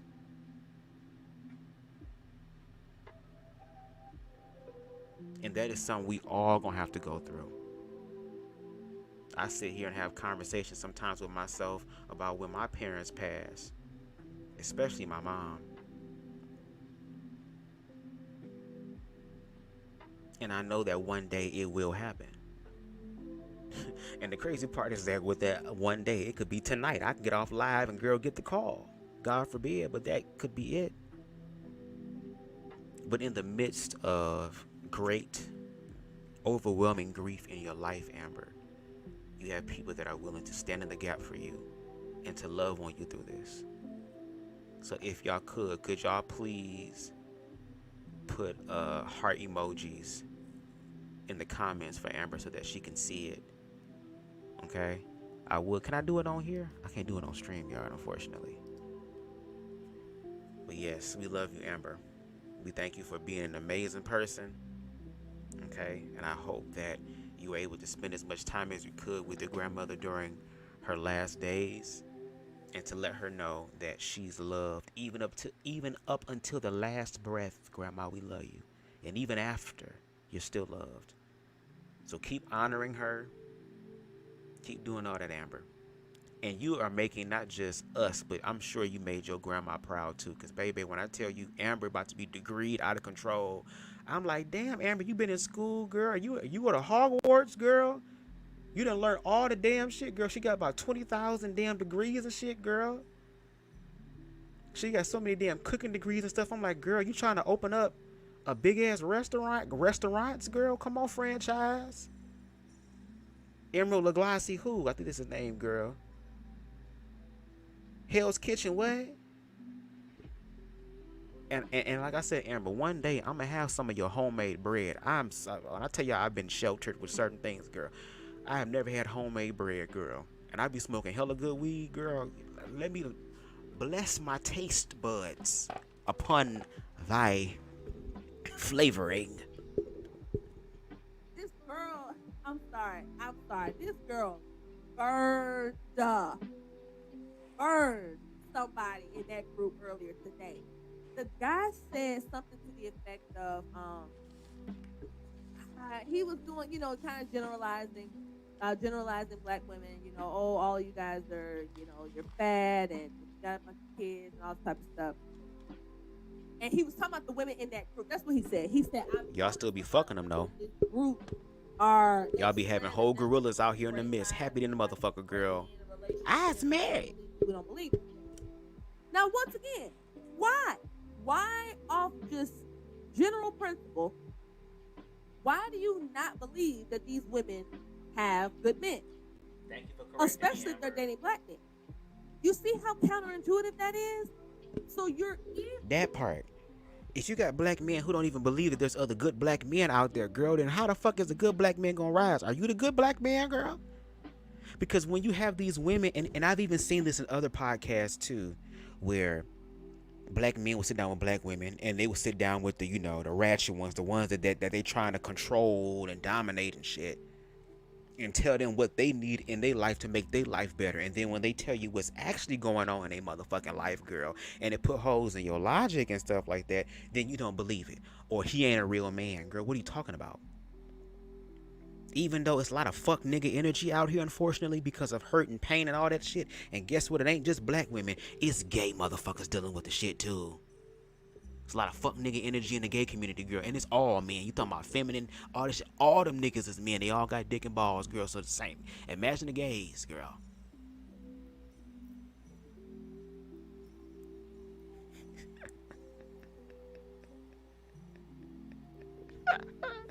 Girl. Again, I heard these conversations, girl, in some of these MANOSPHERE'S clips on TikToks and Instagram when it becomes viral and stuff, to where these black men tell women what they need as if though they need them. And it's kind of like, bitch, I'm doing better by myself than I am with you. Why would I do? Girl, that seems like I'm the one downgrading.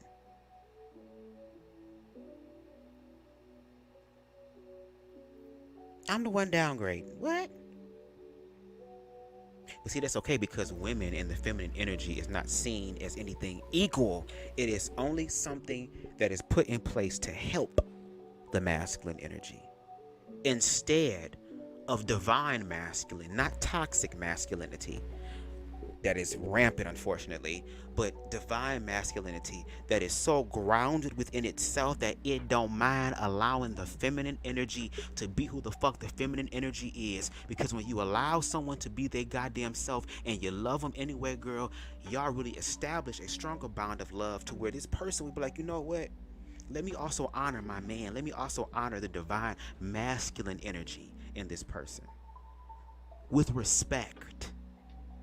Just like how the manosphere went off on Keke Palmer because she was dancing on Usher at the motherfucking thing. But meanwhile, y'all congratulating this white man for dropping this black woman to go with a white woman who can't even twerk, who ain't got no curves and no ass, to a woman that Taylor Swift will probably call the cops on you motherfuckers before, girl. You trying to get an autograph, girl. No, you don't. You're a nigger.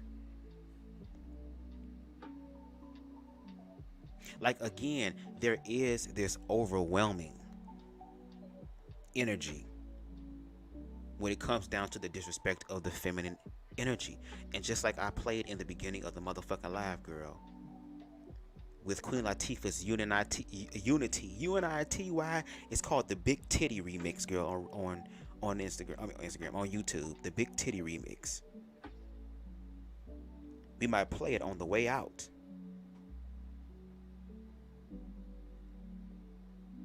Okay, girl, let me stop because y'all know how I be, girl. It's about to be a 2-hour live and we only 24 minutes into our out. Okay, let me shut up. Y'all know how I can be. It's so much. That's why I love community, girl, because I shouldn't be the only one in these spaces, or it shouldn't be a small group of people that are going in these spaces that are having these type of off the wall, out the box ass conversations, girl. We need more people to do this, and the ones who are able to do that are the ones that need to be on the platform. Again, some of these niggas, no shade, need to be in the comment section and let them argue it out in the comment section, girl, with the ignorance is running rampant, girl. Let it be in the streets, girl. But on the panel, can we have people who are also with the shit but also know how to stay on topic and bring it in? I know it's possible, and I'm manifesting the opportunity, girl. I'm ready. Is you ready? Or is you ready? They're reaffirming what the women were saying before, which is that the dating pool has pee in it. But here's what I know. Here's what an intellectual knows. An intellectual knows the dating pool has pee in it, whether you're men or women. Mm-hmm. Especially if you're black. Mm-hmm. Because a lot of these spaces, they're making so much money. More money than you can even fathom in your brain.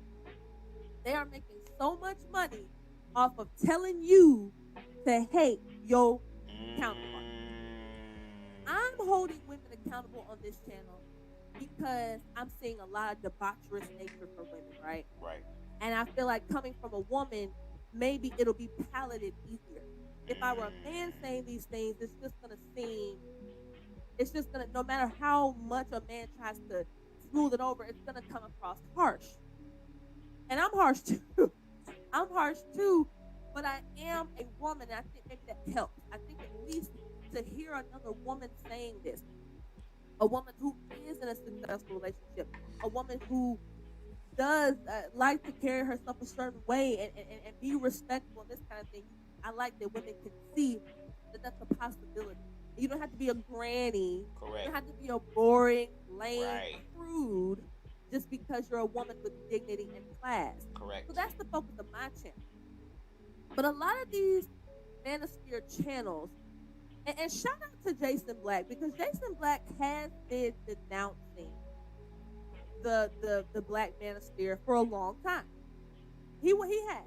Even though his talking points would be misconstrued as red pill, as manosphere, they're not. They're just logical talking points that sometimes don't favor women, because women are largely illogical creatures. That's why we need the stability, the foundation, the structure that a man provides. Thank you so much, Leo. And yeah, be one. And also too, these need to be aware men who are self-actualized. Let's use the analogy of a king, shall we? There are different type of kings. There are mad kings, girl, who don't give a fuck about counsel, girl. They know everything, girl. God talks to them and only them. And you motherfuckers just better be glad that you're around me people, the kings who think about himself over the people, and then you have kings who understand their title and their role and all that comes with it. And usually a lot of people who are destined to have power are those who really don't want it. But when they actually get it, they realize that it's not just me. We all collectively gonna have to work together. So they have a council of individuals with different perspectives, have them all come together on really difficult topics and matters that a king has the final say so of dealing with, to have those different perspectives so that they can make the most objective and informed decision that's going to not just affect how the people view him as a king, but also how he's going to treat his people and his subjects. I'm all for those who do want to lead. There are black men that are out there capable of leading. And in a household, yes, you are the leader because of what society says. But I think that we also have a chance to upgrade and evolve to where I feel like there's some sort of equality that can happen, because there are some black women who have been so dependent on themselves for so long that going forward, they're going to need a partner that is willing to be dependent on themselves. Or, okay, we might have to switch roles here. I don't mind going out and bringing in the bread, and you get to spend time with the family. I mean, at this point, don't we say that a lot of black people, a lot of black men don't really get to spend time with their children and with their sons and all this stuff? Don't you think that maybe that can be something that can help? Because, like, there are some men out there who are financially free, who are saying, as far as finances or things objectively outside of myself that I can purchase that brings me joy, okay, I can get for myself. All I want to do now is attract someone that money can't buy. And they attract somebody who comes into a situation to where now they're being taken care of by their partner. Whether it's the whole, baby, you ain't got to do shit, girl, just live. Whatever you want to do, baby, I got it. There are some women who like being kept, who literally just want to wake up and just do whatever they want to do. That's fine. There are also some men who are saying to women, hey, baby, look, I want you to have your own money too. Okay? Because the more money we all, girl, that means we could do shit too. Like, we could do more shit. You know what I'm saying? And God forbid if something was to happen between you and I would still want you to be able to provide for yourself. Even if you did some fucked up shit to me, I might deal with my ego and shit, but because I still really objectively love you, and I can't let that part go, I still want you to live your best life.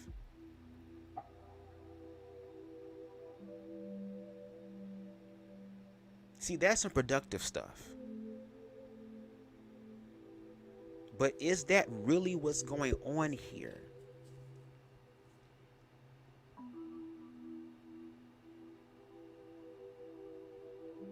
Or is it, and again, I'm flowing with the spirit, y'all. Again, I'm going all over the place because I'm just going where it's connecting for me. Because again, this shit is deep, y'all. We got to get through this. We have to get through this, because just like she said, girl, the dating pool has piss, got nut in it, girl, yeast discharge, girl. At this point, it's like we the oblongs, girl. We're living down near a chemical spill. Girl. We are in the blacks only pool, girl, during the Jim Crow era, girl. All type of dirty, nasty algae forming everywhere, girl. All type of shit in there, girl. I don't know if a goddamn sea creature finna come out this damn shit. It's that bad. But we gotta work with what we have.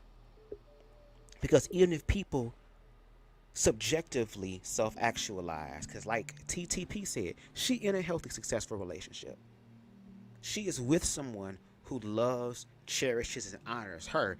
And I'm happy to hear that, because, baby, TTP is a beautiful, gorgeous individual. She is naturally pretty, girl. She ain't got to do extra shit, girl. God blessed her. And she honors that goddess inside of her, which naturally radiates that beauty. So she has it. So from her perspective, she's saying, because I have this, and I don't just have this surface level, girl. I don't know TTP like that, but I'm going to speak as highly as I can about love, because I love black love. Whether it's hetero, homo, as long as it's a black person loving somebody, girl, do it. Okay, be glad that somebody doing it so that you ain't got to do certain things. Okay, but because she has a partner that understands not just her physical beauty, right, but her mental beauty, her emotional beauty, her spiritual beauty, the fact that she has a loving, nurturing energy in her, the fact that she is also a teacher, that means that when she I don't know if she has children or when she decides to have kids, again, ignorantly speaking on that part, she'll know how to nurture her children. She'll be able to teach her daughter how to have self-respect for herself, to where it's like, look, I get it. You a child. You gonna be like me. I was doing things that I wasn't supposed to do when I was younger. But let me at least talk to you about that now, so that if you are in those situations, instead of you having just one perspective, you have another one that could possibly help you out and help you pass some of the bullshit that you ain't got to go through. And even if you do make those choices, because children make choices, because they also have to learn in their own way, because they came in this world by themselves, they're leaving by themselves. Girl, they got it. That even though you go through these things, I'm still gonna sit up here as your parent and still love you. Yes, I'm gonna let you know the error of your ways, because look at what has happened now. Because we got to deal with the objective truth. But I'm not gonna do it trying to put guilt or project guilt onto you or shame onto you.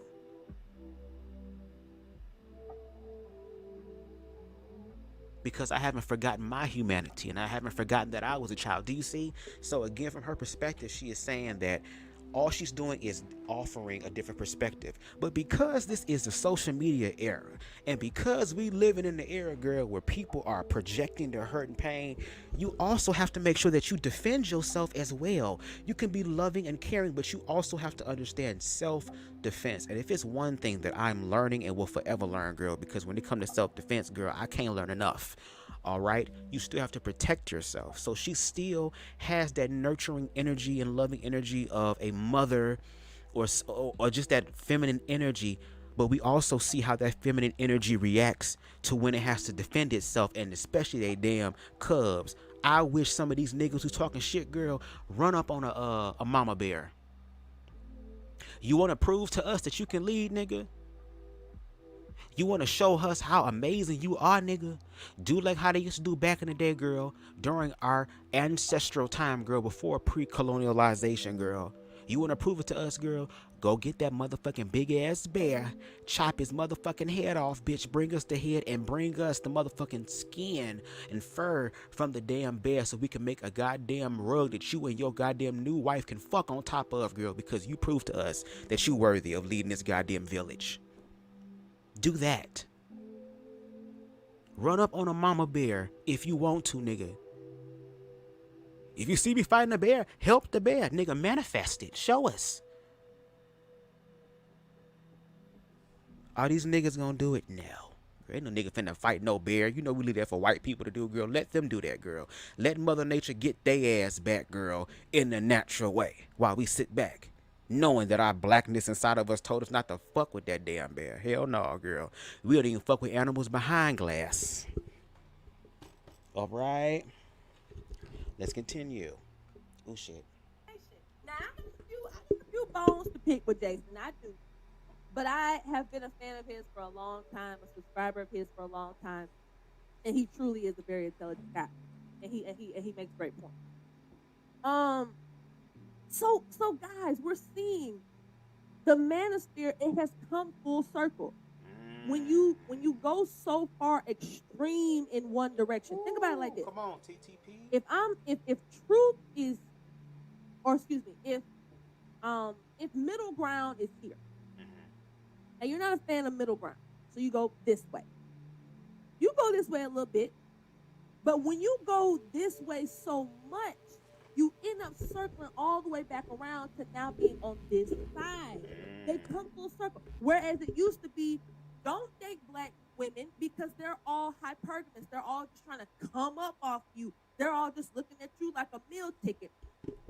I mean, nigga, ain't you the protector, the provider, girl? You say you are the provider. Y'all Jehovah Jireh in this bitch.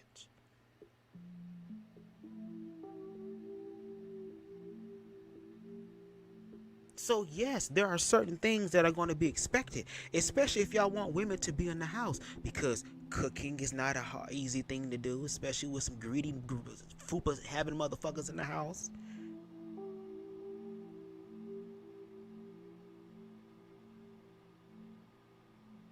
Cleaning is not easy to do, especially how some of these women have to clean these niggas' underwear, girl. They be like, girl, did I drop a Hershey?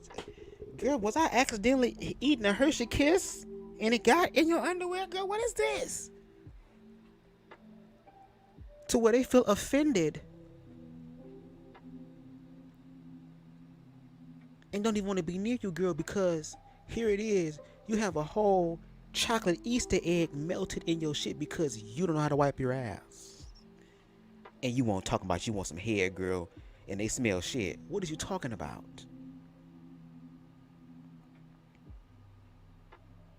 Hell, and even in the song, you better cook and clean and wash everything, smile and grin, hand your man a pen so he can write that check, paying all your bills, and you give it to him and he'll give it to you and say, are some of you niggas even able to write the check, bitch? Because even when they're in the house doing housework, girl, it's still a job. It is still something they need to be rewarded for, because they don't have to just clean up after themselves.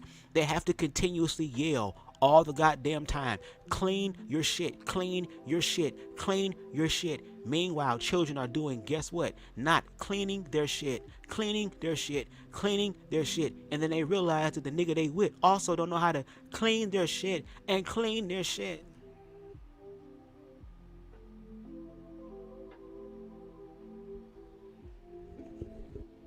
I don't know, maybe it's just me.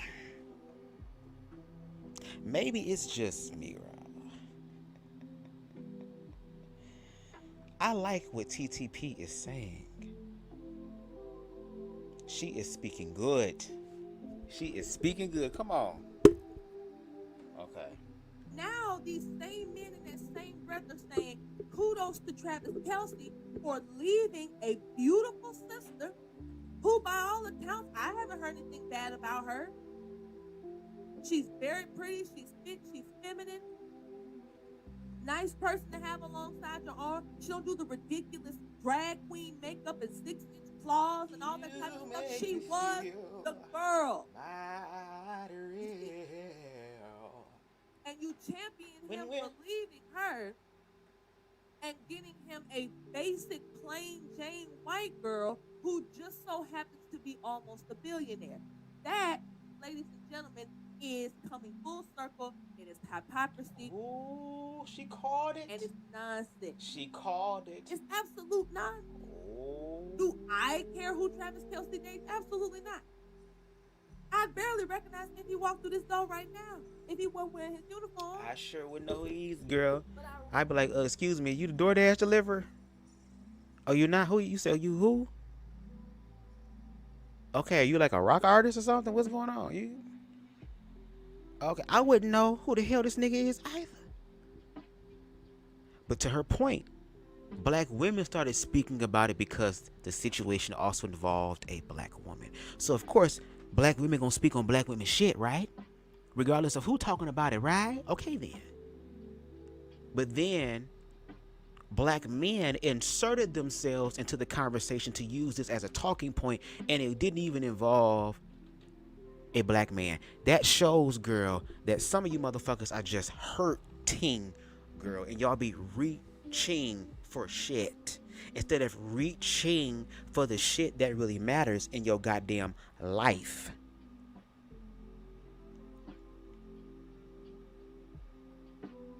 Yeah, we adults now. We're not children no more. We adults now. This innocence of children and shit we talked about, a lot of us didn't even have innocent childhoods, girl. Had a lot of shit happen to us.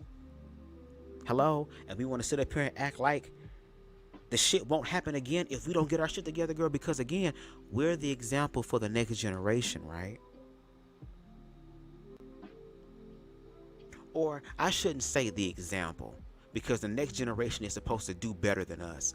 We are the foundation, shall I say, for the next generation to rise up and to go forth. We are paying it forward for the next person. for the next generation, because that's what love does. But we've forgotten how to pay it forward. Because especially with blackness, in our situation that has happened to us in this country, and how we have now self-internalized all this shit, to where it's like within blackness, we will destroy each other, girl. But then when motherfuckers outside of us destroying us, we somehow come together. We somehow know how to pause the beefs. We know how to change the date of the motherfucking drive-by, girl, in the murking session, bitch. We know how to not care about denomination or care about what you believe, girl. We don't even care if your ass gay for a little bit, girl. Like, we don't give a fuck. All of a sudden, we can collectively come together. Why are we struggling to do that consistently within blackness?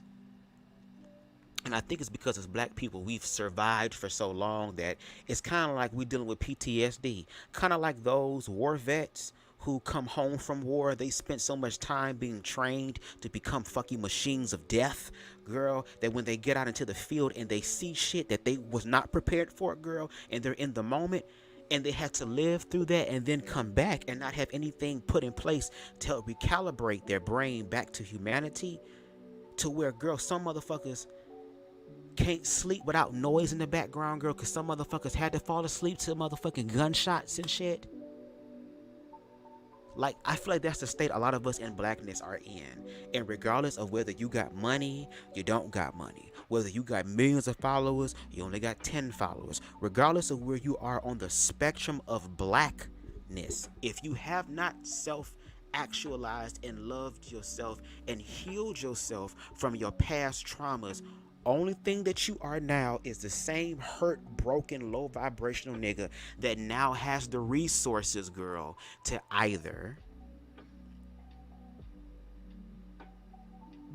invest in things that will become a distraction that you will be unhealthily codependent on, or you could use it as the opportunity to say, you know what, let me get my shit together. Now that I have the resources to, let me get my shit together. Better yet, let me go ahead and use some of my resources and put it back in the communities and the environments that I grew up in, because I understand the motherfucking struggle.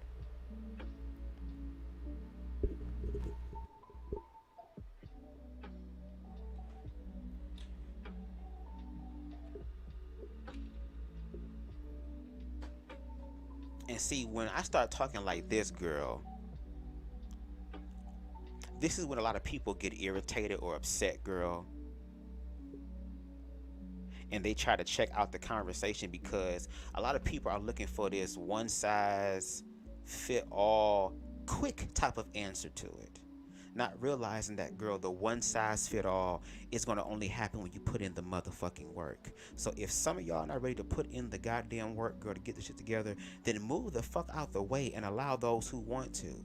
That's why I said, like, individuals like TTP, she deserves much more subscribers and views, because, baby, she is speaking.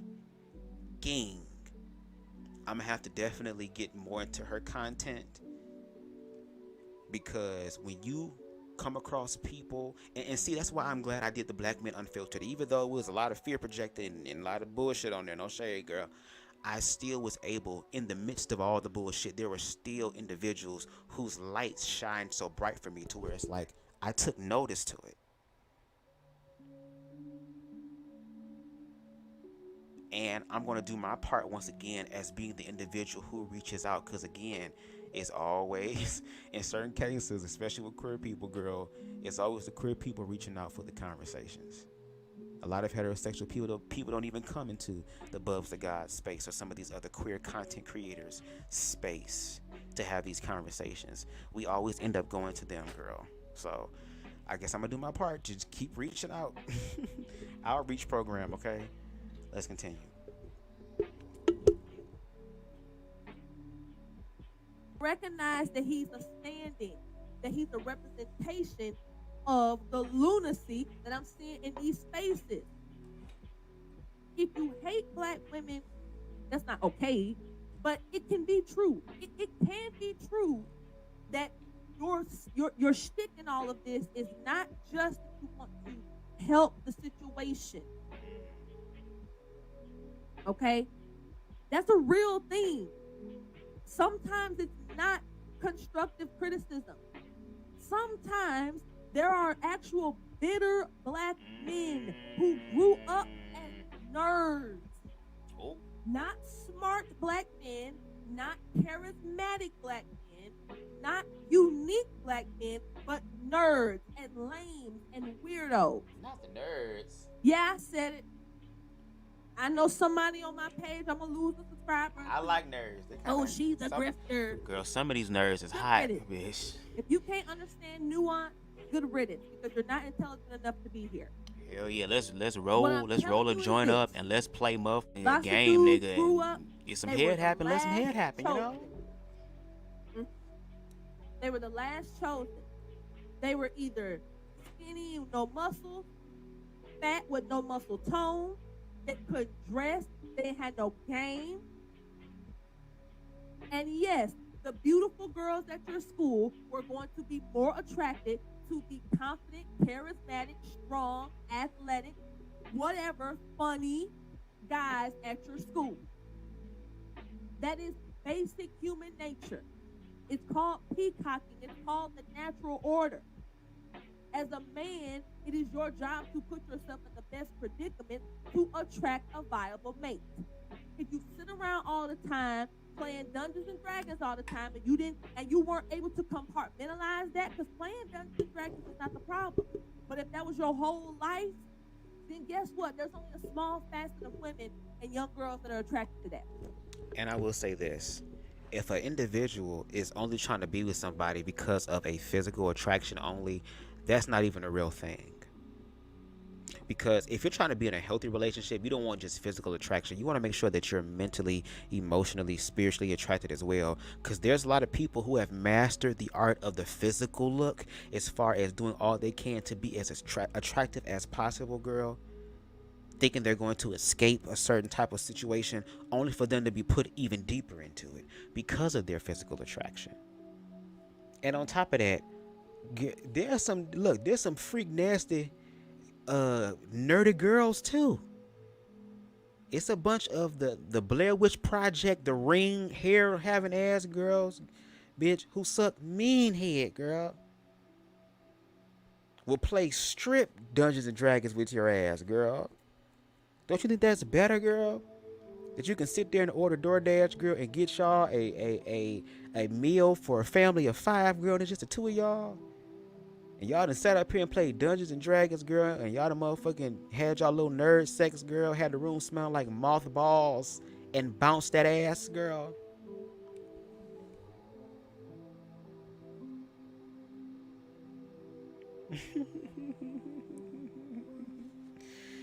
Baby, now she's saying these niggas was nerds. Now, like I said, there's some fine ass nerds. Now, it be some nerds who cute. Okay? It be some niggas. One nerd in my high school, girl, I was like, girl, MX squared on these nuts, bitch. Come on. And you knew that when you were doing it. See, I'm a realist. That's how I look at life. I look at life realistically. I can't, when I was 300 plus pounds, I couldn't complain about the dating pool. Girl, you was what? The type of guy that I was attracting. What? The type of guy I wanted did not want me. Who wants an insecure person who doesn't even take care of herself with a food addiction? Who wants that? Nobody. But another loser. He looking at me for whatever little money I had. I'm looking at him just to be a warm body. So I ain't got to be alone. Right. But when you boss up, those prospects change. And that has been the crux of the manosphere this entire time. So why is it now, when it doesn't apply, when it doesn't benefit the men just off GP, then now it's an issue. Now it's the women are this and they're doing exactly what you said. They're choosing the bosses in the room, the alphas in the room, the sigmas in the room.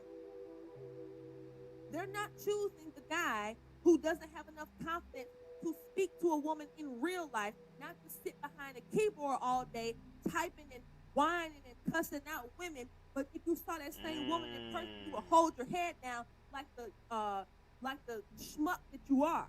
Oh. Oh. You see what I'm saying?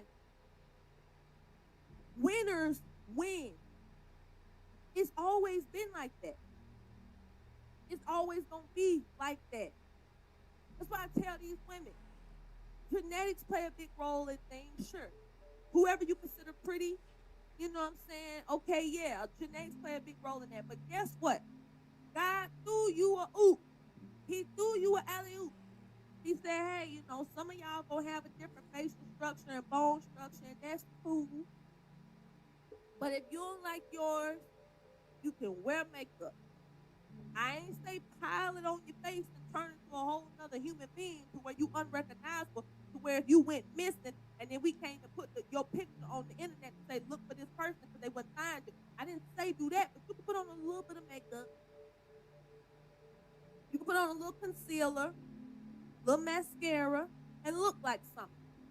Look like the best version of you, whatever that looks like. And people can tell. People can tell when you're looking good. And it can be relative. Yeah, Corey, that little D energy. That's little D energy. Worrying about what another man got going on and stuff. Some of these are the same black men that were clowning Travis Kelce when he was dating Kayla.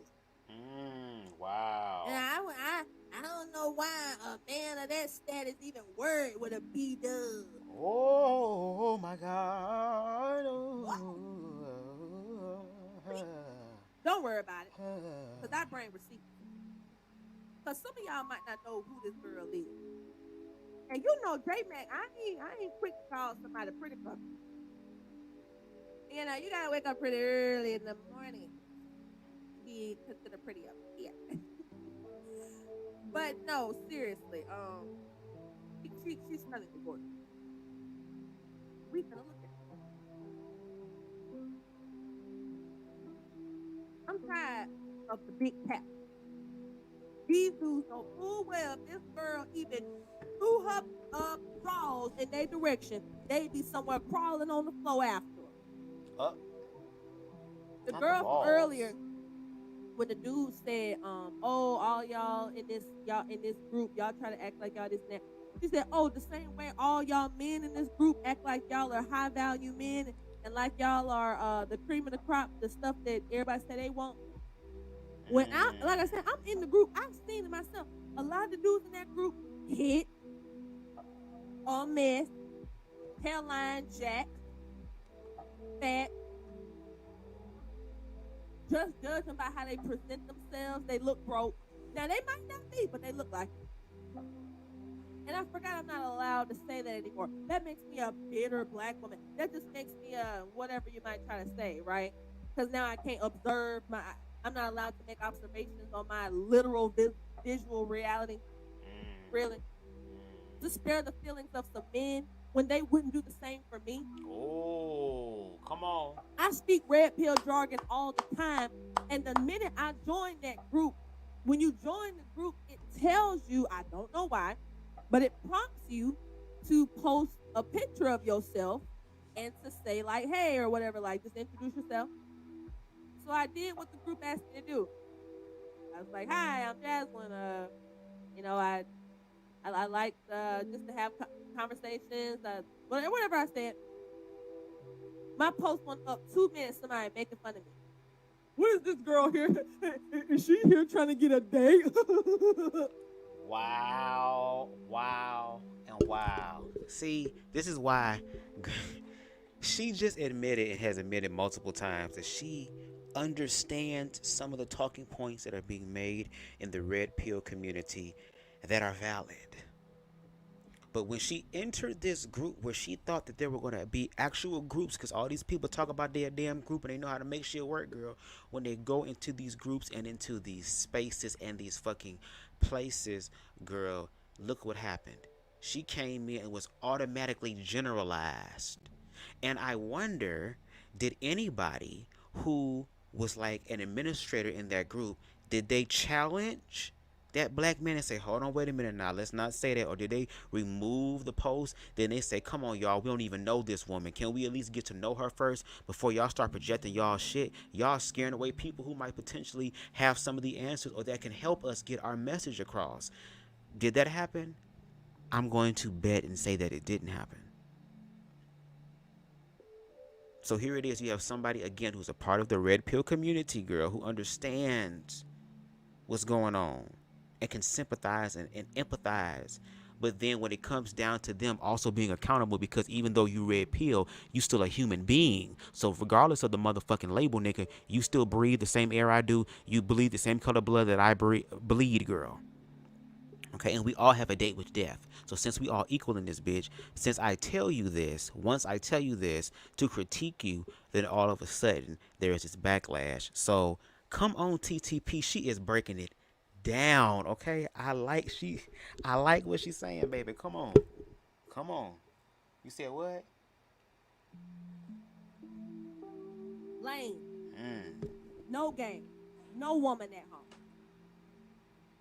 I'm already knowing about how you carry yourself, bro. Ain't no chicks choosing you. Just stop the cap. At the end of the day, the same way that you said that black women felt vindicated when he was dating a black woman, now you feel vindicated that he's not. You feel like this is an aha moment to them because Taylor represents the type of black woman that you could never pull. Are y'all seeing what I'm saying here? Oh my God. That's why we have to be mindful. We have to be mindful Come on, TTP. of these talking points and make sure that we stay as grounded and based as possible. We can't let our emotions get too involved in it, because then you start to sound crazy. But let me show you home, girl.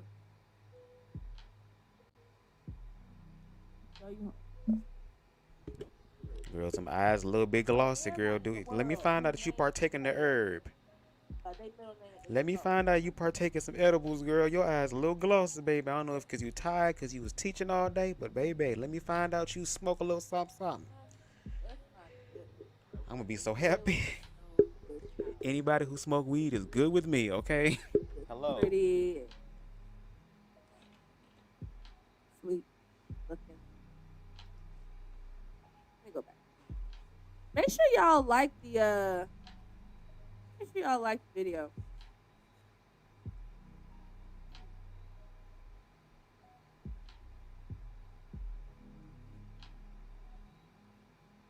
Okay. Okay, yeah. Just a real quick picture. Okay, you about to show what she look like? Wait, Warren, not you know Taylor Swift. Where you know her from? I've got nothing in my brain. That's what people say. I see folks got short attention spans. Boy, I've been searching Ooh, this she for is 30 gorgeous. seconds. 6 people done dropped off of here. God, oh. But anyway, this is her. Yeah, I'm gonna have to agree with TTP on this. It's a bunch of jealous ass niggas who mad because they feel like because a white man dropped you, girl, they don't want the people that got the power and the money don't even want you. As if though she gonna want y'all niggas next, girl. And let's play that game, bitch. She tasted what privilege look like, girl. You think she gonna go back to you, bitch? And your struggling ass? And your musty ass? Huh? With the streaks in the front and the back. If y'all can see the way this woman is looking in this picture right now, Miss Kayla Nicole, she looking back at it like, girl, you? You? And see, I feel like some of these niggas, if they were to walk up to her in real life and she was to literally embarrass him by simply declining his request in front of everybody, these are the same niggas who react in the most low vibratory way, which is to be violent.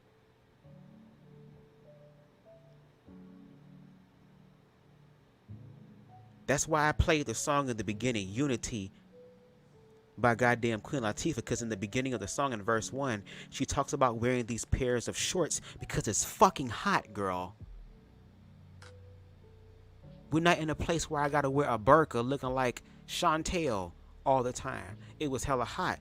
But they walked past some dudes, and the dudes felt it necessary because they are niggas, and they saw this woman with all this ass walking around to where they feel so privileged to where they can just reach out and touch the bitch on the ass as if though she talk about yes daddy and bend it over and shit.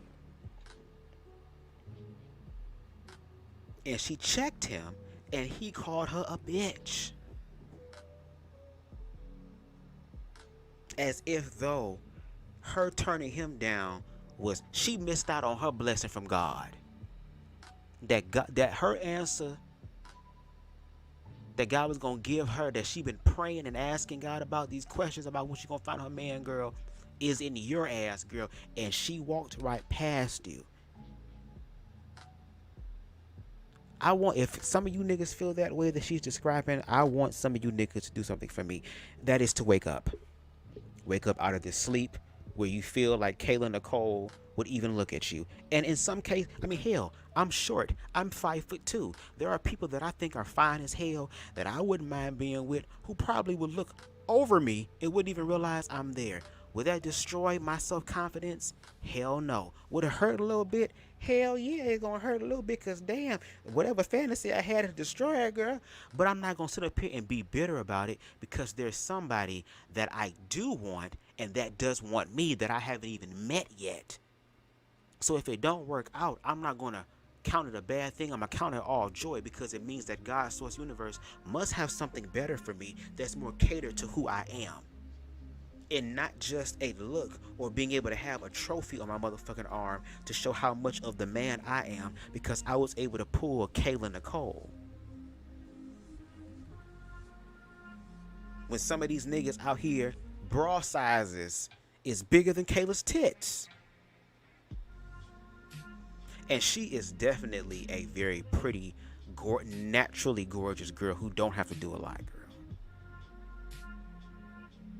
Both TTP and Kayla are both beautifully natural women, biological women's.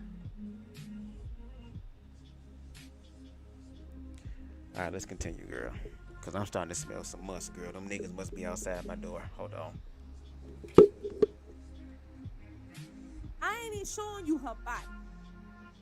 This just her face card real good. Yeah, 10s across. Notice. Simple makeup. Protective natural hairstyle.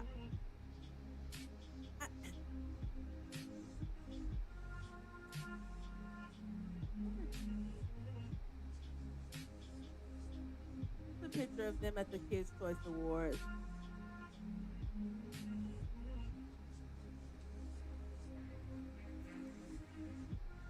So people on my Facebook today said, oh, you guys are just basing this off of looks.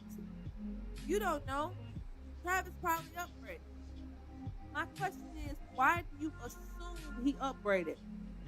Give me a single reason why that's your verbiage. Let's be honest. Though none of us know Taylor Swift personally, if we go by her music, she's doesn't have the best track record for dating people. Her relationships seem to be pretty vapid and short-standing. Just like how some of y'all commentary is on black women. Y'all can't keep a man. That's why you're gonna have a man around. So here it is. He was dating basically a white woman, girl, who was operating in the same energy that y'all complain about black women being in, right? So come on, TTB, break this shit down. Break it. So what about that is wife material? Oh, also, isn't she a boss chick because she's 3/4 of a billionaire?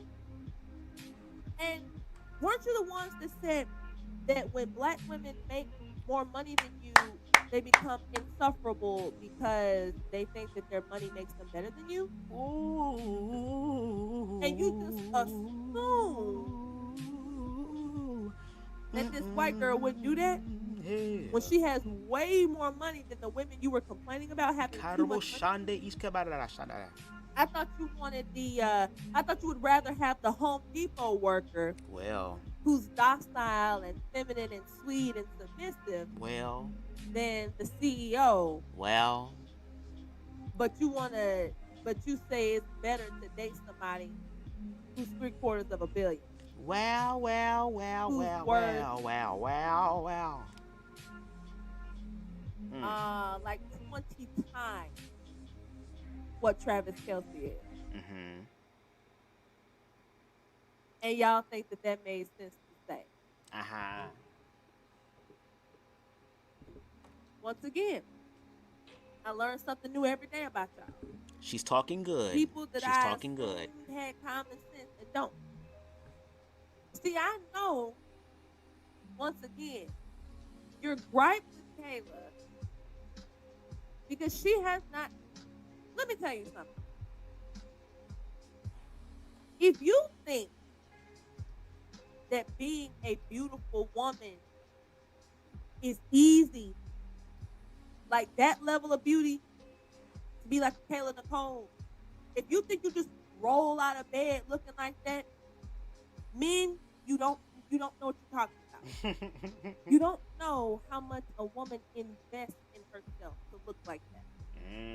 And I'm not talking about weave and lashes and handbags. I ain't talking about that superficial nonsense. I'm talking about skincare. I'm talking about the type of money it takes to buy organic foods so that you stay looking good and being well on the inside so that it exudes from your pores and you have beautiful skin. That costs money. Yeah. I pay like $10 for a loaf of bread, bro. Okay? This ain't easy. Probiotics are $40 a bottle for the cheap kind. This life ain't easy. When you are well taken care of as a woman, skincare, natural hair care. Ladies, if you watch it, let these men know how much natural hair products cost. Let them know how much, especially the ones that are good quality. You want a leave-in conditioner, a gel, a moisturizer. You want a diffuser because they love the curls, but they don't know what it takes to maintain them. So if you think a woman can spend all this money on herself to look good, to attract a mate, what we all do. Everybody grooms and all the stuff that we do on a daily basis to be viable mates for somebody, to make ourselves look the best to attract a mate. And once you attract a high-value, high-earning man, you think it's logical for this beautiful woman who's the cream of the crop to not expect this man to spend any money on her, knowing that men will always spend money on a woman that they want to spend money on. If he likes you, he will take you on dates. He will want to see you smile, taking you to nice places, buying you roses or whatever else. So you think she's supposed to accept the bare minimum, and I want you to tell me why. I already know the answer, but I want you to say it. I want you to tell me why you think that woman was supposed to never expect anything from Travis. The reason why is because somehow you've been socially engineered, socially conditioned to think that black women don't deserve anything, even the good ones of us. Wow. You're no longer making the distinction. What's going on, Black Man Unfiltered? Royalty in the building here, y'all. Royalty in the building. Said from the New Normal Podcast says, I care what my lady does financially. You should.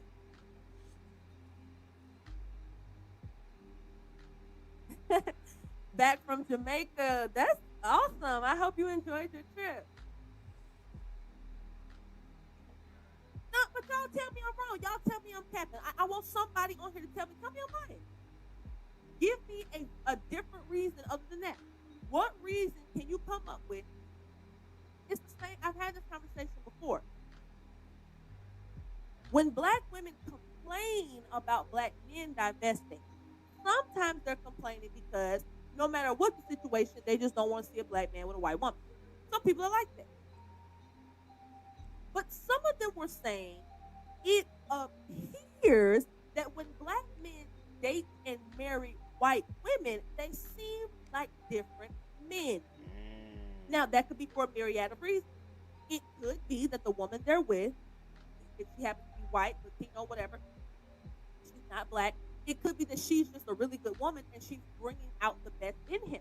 You know, something about her is making him want to be a better man for her. I can respect that.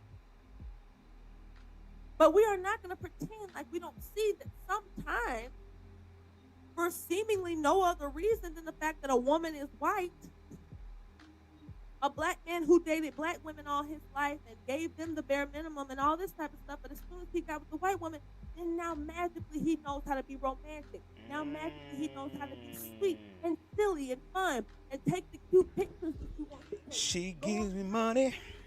Go on and go to the pumpkin patch. When I'm in need. When you're with a different race of woman, Yeah, she's a that. trifling. But when you were with the sisters, Trifling like bitch indeed. everything that they asked of you was asked much. When it comes to a nigga, she a Now, gold once nigga. again, it could Way be over on a person town. sometimes the person that you That with just brings out the best in you. that And get you know on what I'm saying? They really just, me. you love them so much. They're taking such great care of you. That And you when just they get want to on, they be leave a your better ass man for that a woman. And once again, I can respect that. I know everybody doesn't get the same version. And when they get on, they leave your ass for. But if it is just a race thing, if you are just being a better man to a woman just because she's not black, you need to accept that you hate black women. And I keep on to say that's okay. It's not okay, but I just mean it's okay to say. It's okay to just admit the truth. Because you keep dancing around it so much, having these dissertations and these seminars and stuff, and at the end of the day, it boils down to the fact that some of you are not interested in raising your sisters up, teaching them the errors of their ways, furthering the continuance of your community, getting your community back on track. Some of you are not interested in that at all. Some of you just hate black women, and you need to be okay with saying that. Because Kayla, from what I gathered, it wasn't nothing wrong with her. Nothing damning, nothing worth the ridicule that she's getting now. Why are people even making this about her? Why are people even, that's another thing. What man sits around and laughs at a woman because her ex is dating a new girl? I'm gonna let it play. I'll be right back, y'all. Have to remember, I'm a Christian. Lord, ride on my tongue. You better But what kind of feminine, nonsensical mess is that? And yes, I said feminine. That's another thing. Apparently, we're not allowed to assess and observe when certain tendencies are feminine. It is a feminine thing. If you are a man,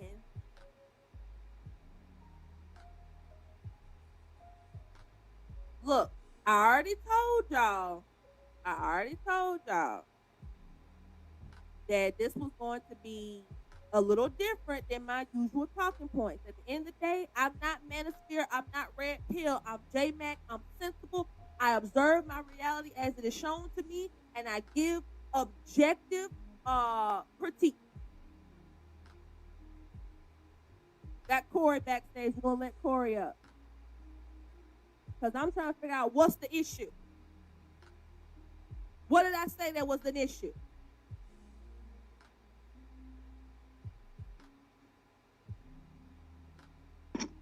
What's going on, Corey? How you doing? I'm doing great. How are you? I'm enjoying the show. Thank you. You're a long time watcher. It's nice to finally, not necessarily a face, but at least to put a voice with some of those comments. What you got for the people? Well, I do want to explain a little bit. I mean, it's not really pushback on what you're saying, it's more of an explanation. Okay. Um, for I'm just going to speak for me.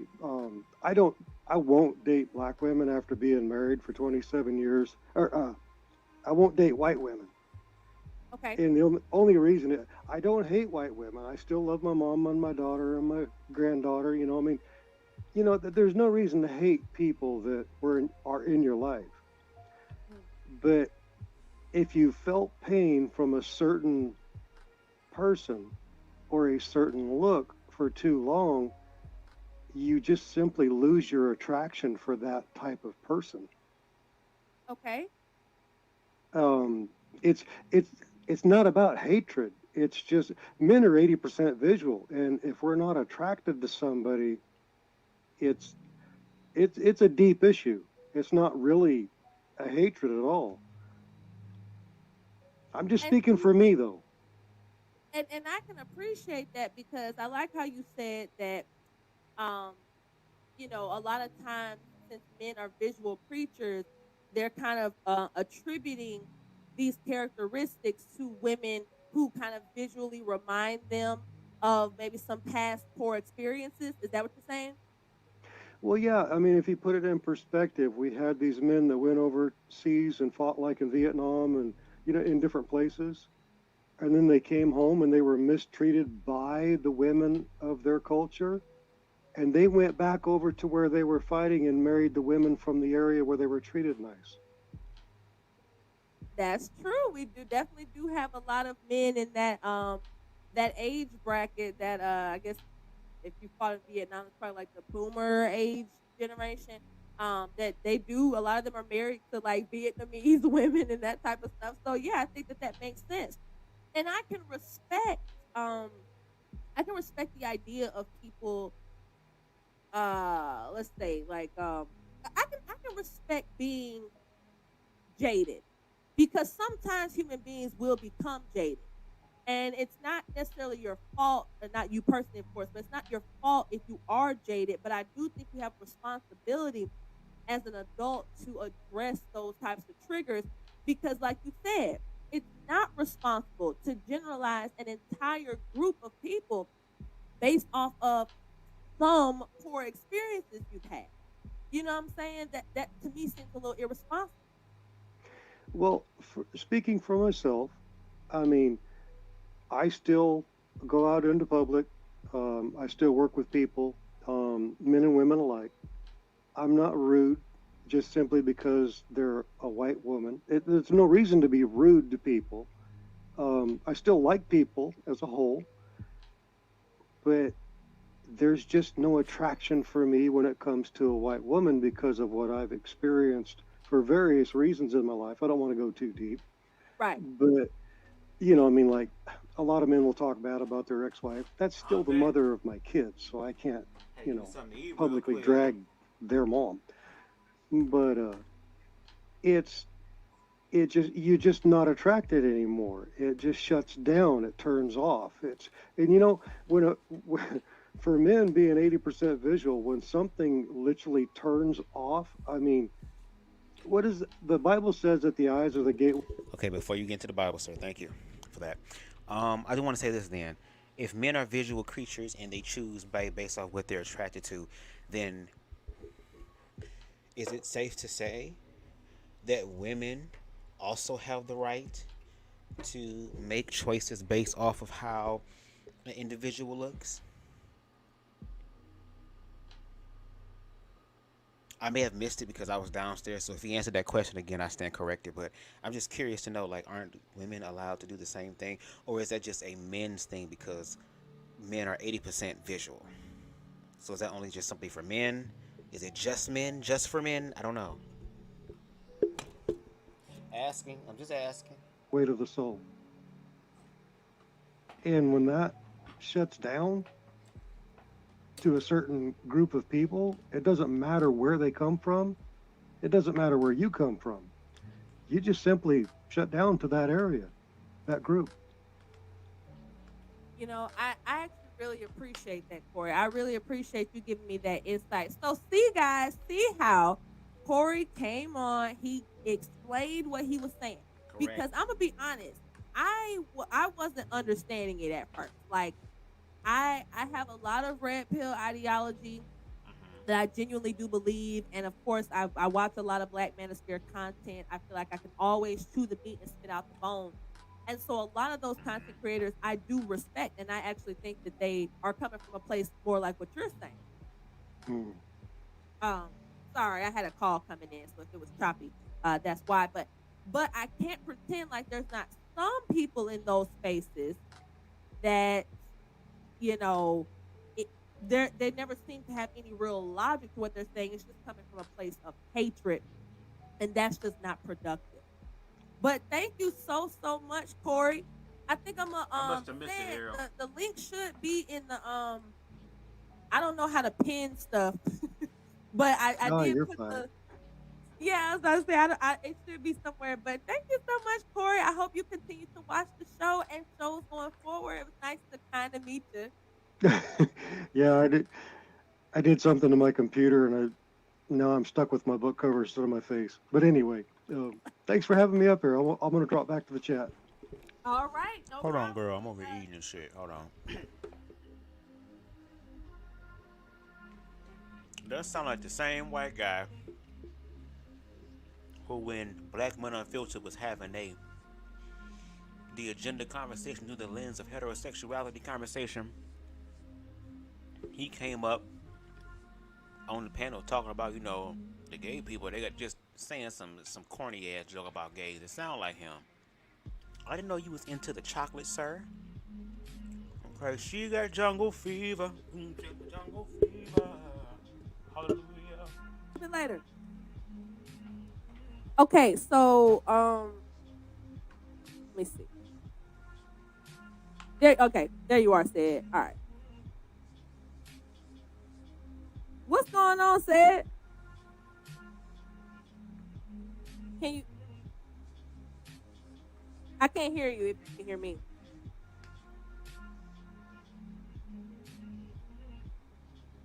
She got jungle fever. Jungle fever. Can y'all? Is it just me? Can y'all hear Sid? Cause I can't. No. Y'all know my computer's so crazy. It really could be me. Hell no.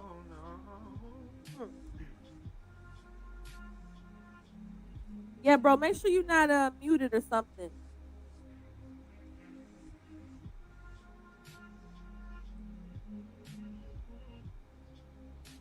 I tell you what, I'm gonna let you probably figure out, because you much more tech savvy than me. I'm gonna let you figure out what you got going on your end, and I'll let you right back up in a minute, okay?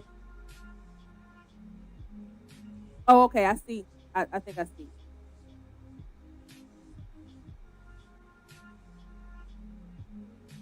Okay. Say something now, Sid.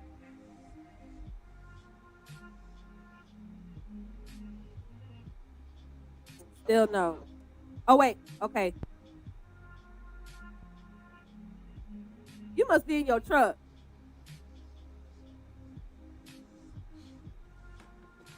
Here, let me try the other one. The other one's still up, too. This food good as hell. That one's not working. I'm having baked potatoes with salad.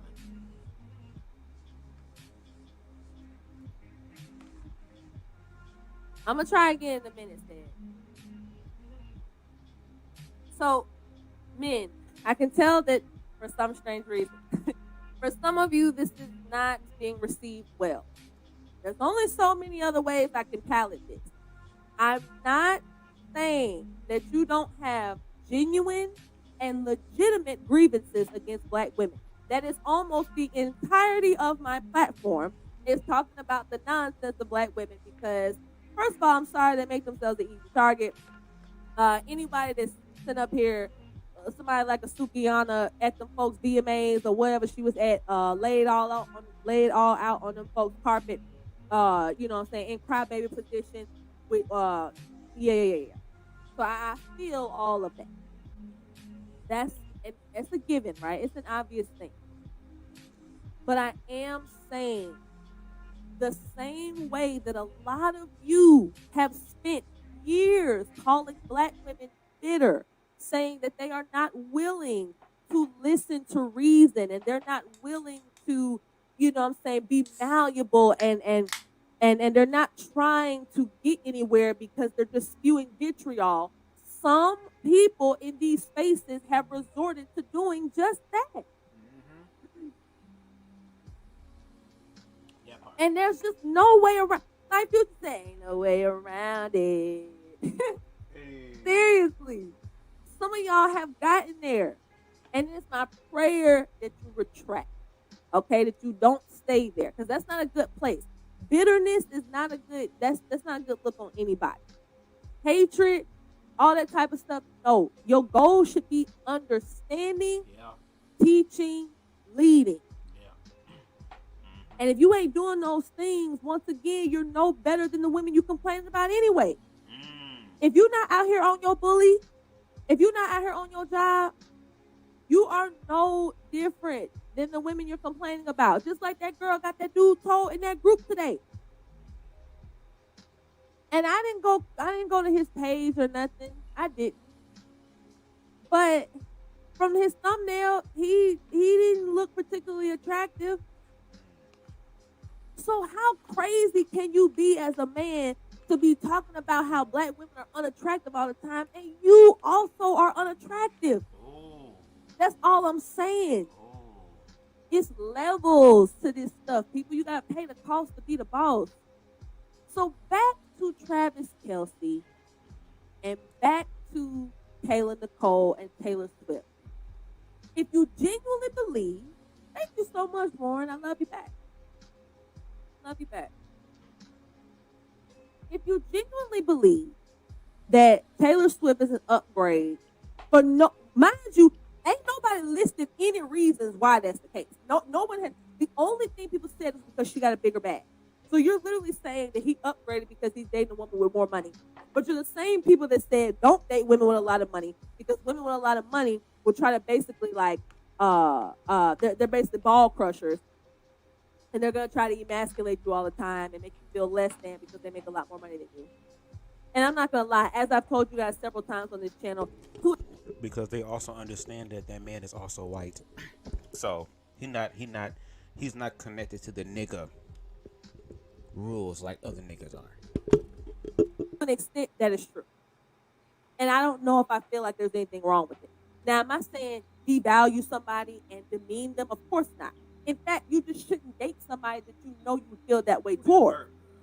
If you're making high six figures, and of course there's not many black women doing that, but if you're a black woman making high six figures, I can understand that you would want a man in that same social circle as you, right? Because that's why people work hard. They work hard to elevate in their social circles. And there's certain places they want to be able to go and do certain things they want to be able to do. But ladies, you just also have to remember, though, in those pursuits, the higher you go in that spectrum, well, I thought the higher you went, the less attractive you would be. But now y'all telling me now I have never, N-E-V-E-R, I have never heard a black man call Taylor Swift attractive before today. I have never heard a black man say Taylor Swift was cute, pretty, nothing. Definitely not fine. I have never heard them say that until today. Now all of a sudden, well, she's actually a good-looking girl, you know. And actually, you know, she's not bad looking. She's not bad looking. She ain't ugly. But she's very plain. She could literally be anybody if she wasn't Taylor Swift. Nothing unique to her physique or her face or nothing like that. Just an average guitar-playing white girl. And the fact that some black men are gawking at this situation proves what I've been trying to tell you guys. That for some of us, this really is objective conversation. People like Warren, people like Corey, people like J-Bo, who I have not seen in a while. What's up, J-Bo? And a lot of other people who usually comment on my videos. I know this is not towards you guys. Because I know you guys are objective people. We you know, we chop it up on here. But some people are not objective. And this is my message to them. I'm sorry. I don't usually talk to the naysayers directly because I know most people don't care. You know, if you already got something in your mind, me saying the opposite ain't gonna change your mind. But maybe just hearing a little bit of rationale. Maybe you ain't been hearing rational people, and maybe you can hear me say something rational. Okay? Stop being hypocrites. You know what this really all boils down to? This all boils down to that people date who they want to date. They really do. They can say whatever they want to say in these chat rooms and forums and all these platforms they have. At the end of the day, they gonna log off of here and they gonna go date who they like. Right. And that's just the end of it. Obviously, at some point in time, Travis Kelce liked Kayla Nicole. Liked her enough to be publicly dating her, parading her around in front of people, you know, this kind of thing. Something happened. The rumors are that he didn't want to ever, you know, basically he didn't want to come up off no coin. And I don't know what the extent of that is. I don't know if that means that he was like a total cheapskate, never wanted to pay for dates, never wanted to buy her anything, because no woman wants that. See, there's levels. If both you and your man are average earners, do you ask your man for a Birkin bag? No, that's stupid. But do you expect your man to never buy you anything? No. And you men don't even expect that. So why do you expect that from a woman? I hear all y'all all the time. Well, I shouldn't say all y'all, but a lot of y'all saying, shoot, man. A woman better be, she better be about tricking off when it comes to me. I want this, and this. Grown men, and don't nobody say nothing. They say, okay, fine, hey, you want a woman to spend some money on you? That's how you know a woman really like you. I've heard a lot of men say that. Oh wow. But now when it's the tables turned, now if a woman say, yeah, I think I would know if a man really likes me if he jokes on me a lot and buys me nice things or takes me on. Because they want to go back to the times where niggas didn't have to pay for nothing. That pussy was available whenever they wanted. Even one of the comments that came up, you know, congratulating, TTP, they were saying, oh, you know, well, you're so nice and intelligent and submissive. There's this whole ideology about submission and having power and control, even to the way that how you niggas fuck in porn now. Y'all be pounding people the fuck away, not giving any care to the person you're having sex with because it's a ego booster for you. That's the issue. A lot of men are looking at women not as actual women and motherfuckers they want to build stuff with, but as ego boosters, as trophies, as something to prove to the world who the hell I am and what I'm capable of. And there are some points that TTP said where she's saying it from her perspective, but I feel like it's not the only way, because from when she was talking about like how people put themselves together. Yes, a lot of people do put themselves together and get themselves together to attract a mate. And then there are those who get themselves together for themselves, because if you really love somebody, there are going to be days where I don't look like how I look on every other day. What about the times when I get sick? What about the time where, girl, I just don't feel like I want to be in my skincare, health care routine. I kind of maybe don't have the energy to do so. What if a sickness comes in, girl? What if I manifest a terminal illness in my life, girl, to where I don't have time? I'm focusing on recuperating my body, girl. What if something happens, a death in the family that really strikes me mentally and emotionally, to where I just don't give a fuck about shit? So now I'm in the bed, sitting here smelling all type of horrible and looking all type of horrible. Like, do you want someone who's going to love all aspects of you? But unfortunately, a lot of people just do it surface level, which that's understandable. When she said that there are individuals who work hard because they want to enter into certain social circles because there are greater opportunities there, I can understand that as well. That does make sense. Do I feel like that should be the main goal? No. That should not be the main goal. Because at least for me, I'm getting to a place where I want to be able to be financially comfortable, to where I can go out and do the things that I want and then have more than enough. Am I sacrificing on certain things right now? You're goddamn right, because I'm getting myself together. because I want to make sure I'm good on all of my damn fronts. And it took me this long to actually get to this point, so I'm glad that I'm here. But I'm also aware that I'm not ready for certain things right now because I want to make sure that I am in a good place. Even though I know I have so much love and stuff to give, I realize that love is not enough. You also need other things, unfortunately. Even though I shouldn't even say that love is not enough, because love really is all that there is. But in the context of the conversation, love is, you need more than just love to survive. We live in a capitalistic system, girl. You need money to survive. But I think when we start getting into the era of cream, cash rules everything around me, is when it becomes destructive, because then people are willing to buy people's souls and to buy people's energy and time, and it's not really genuine. And I guess some people are like, hell, if I feel like there's no way that I can receive genuine, I might as well settle for the artificial. At least with the artificial, I'm getting what I paid for. So I just feel like there's more humanity we can get into, that we can dig deeper into with this conversation. We only got like a few more minutes left, and then we're done, y'all. Thank y'all for rocking with me during this impromptu Nice live. date. Now, then it becomes gold digging. Then it becomes you asking for too much. Then it becomes now you want something. And you only seem to look at it that way when it's black women saying it. You gonna want some So head, check lady? You your gonna want some secret at ass, the door. lady? Okay? Especially if you're on this channel. Because I don't hate black women any more than I don't hate black men.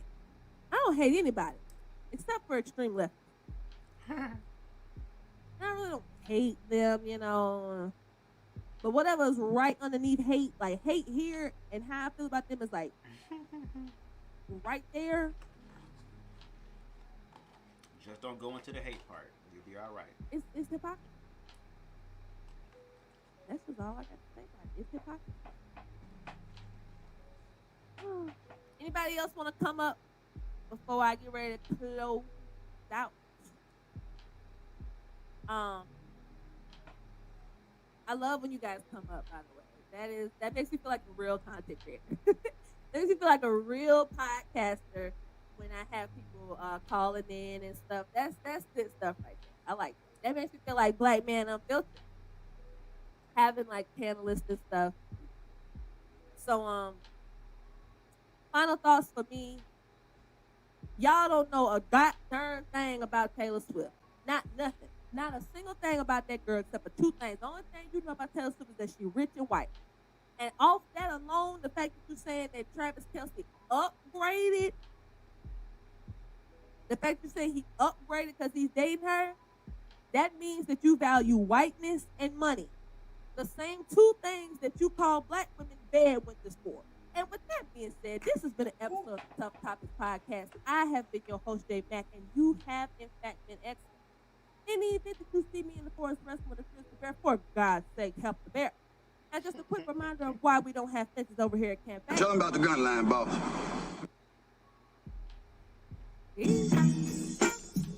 All right, y'all, and that was Tough Topics Podcast with her live. The Manosphere got this one wrong.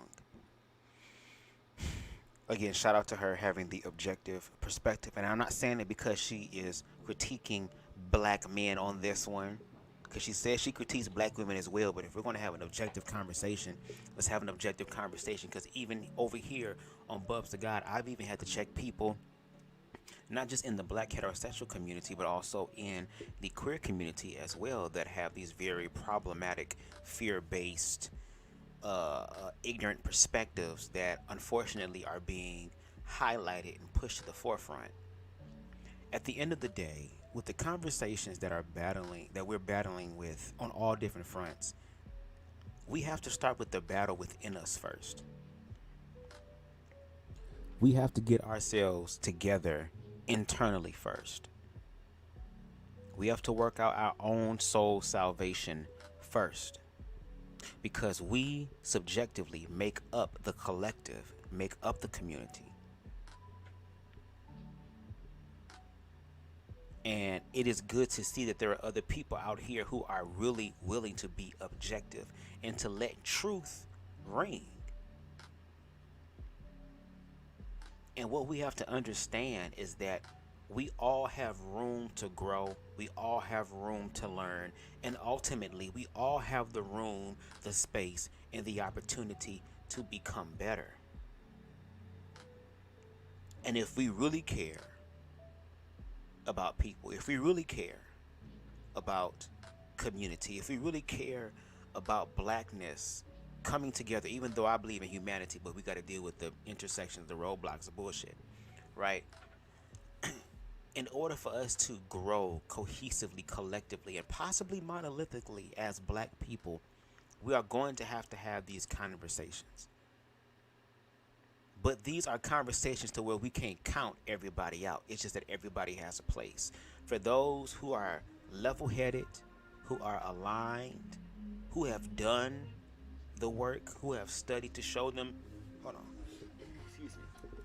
shown themselves approved, those who also understand that the world we live in, especially in this country, drama is a part of everything, and also drama is a part of life. It's what helps life propel and go forward. So to have the dramatization and the entertainment or the edutainment, I'm cool with that. But we need people who are willing to put the time, effort, and energy to really dig deep within these conversations. And I'm talking about a part 4, 5, 6, 7, 8, as many parts as we possibly can, get different perspectives on there so that we can be the change that we wish to see. I believe that Tough Topics podcast does have a purpose.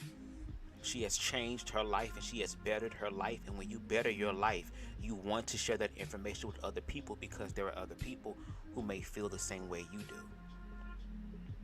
But at the same time, we all, even those of us who have changed our lives and have become better subjectively, doesn't mean that that's the end of the road. We still have a lot of things to learn.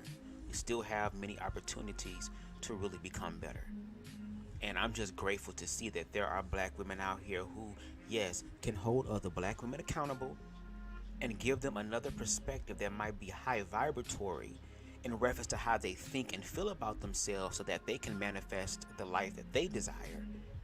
But also enough to be able to say, hey, just because I'm over here with dudes and stuff like that, that I'm just gonna let y'all have a pass at certain things, especially when y'all talk so much about how y'all want to be leaders and how y'all want to be the head of the household and how y'all want to be kings. And if you want to be kings, don't get mad when queens, whether it's queens Queens or queens Kweens girls, when they call you out, especially your hypocrisy, we're going to see what type of king you are. So again, big ups to TTP. Thank you again for that live, which has produced the commentary for this live. Please, if you like what you have heard tonight, make sure you hit that like button. Okay, it's the best thing you can probably do for me on this channel. It helps this channel to grow in the algorithm so that more people can become aware of the BubzDaGawd platform. So shout out to y'all for doing that. I'm sorry, y'all, I'm burping and shit. Excuse me. I had some sparkling water. Damn. Excuse me. That's a healthy alternative to pop. Also, if you like the vibe over here on BubzDaGawd, make sure you hit that subscribe button as well as the notification bell so that you can stay up to date with my sporadic ass lives, baby. I follow the flow of the spirit. Whenever I feel hit, girl, it'll happen. If there's some planned stuff, you will know about it if you hit the damn notification bell and click all, okay? And if you feel compelled to, please make sure that you hit me up in the CashApp, girl, $BubzDaGawd, if you feel compelled to. I'm taking all forms of blessing, okay? And if you feel like God gonna bless you for blessing me, I ain't gonna get in the way, okay? So anyway, thank you for those who watched. Shout out to everybody in the bushes and the replay gang, okay? Shout out to Harold in the building, okay? Yes, them niggas be talking shit while smelling like shit. Shout out to Chef Amber. We send our love and condolences and energy to you. Shout out to Queen Spicy in the motherfucking building. Okay, we always appreciate Queen Spicy. Shout out to Style by Stevie who came through. Shout out to Deshaun, King Deshaun, who came through. Okay, who else? I'm trying to make sure I get everybody. Shout out to Aries coming through for a while. Appreciate you. Shout out to King Rico the Brat. aka King Anubis, and shout out to Naries. I appreciate y'all. And yeah, until next time, everybody. All right. In the words of Pam from Martin, peace.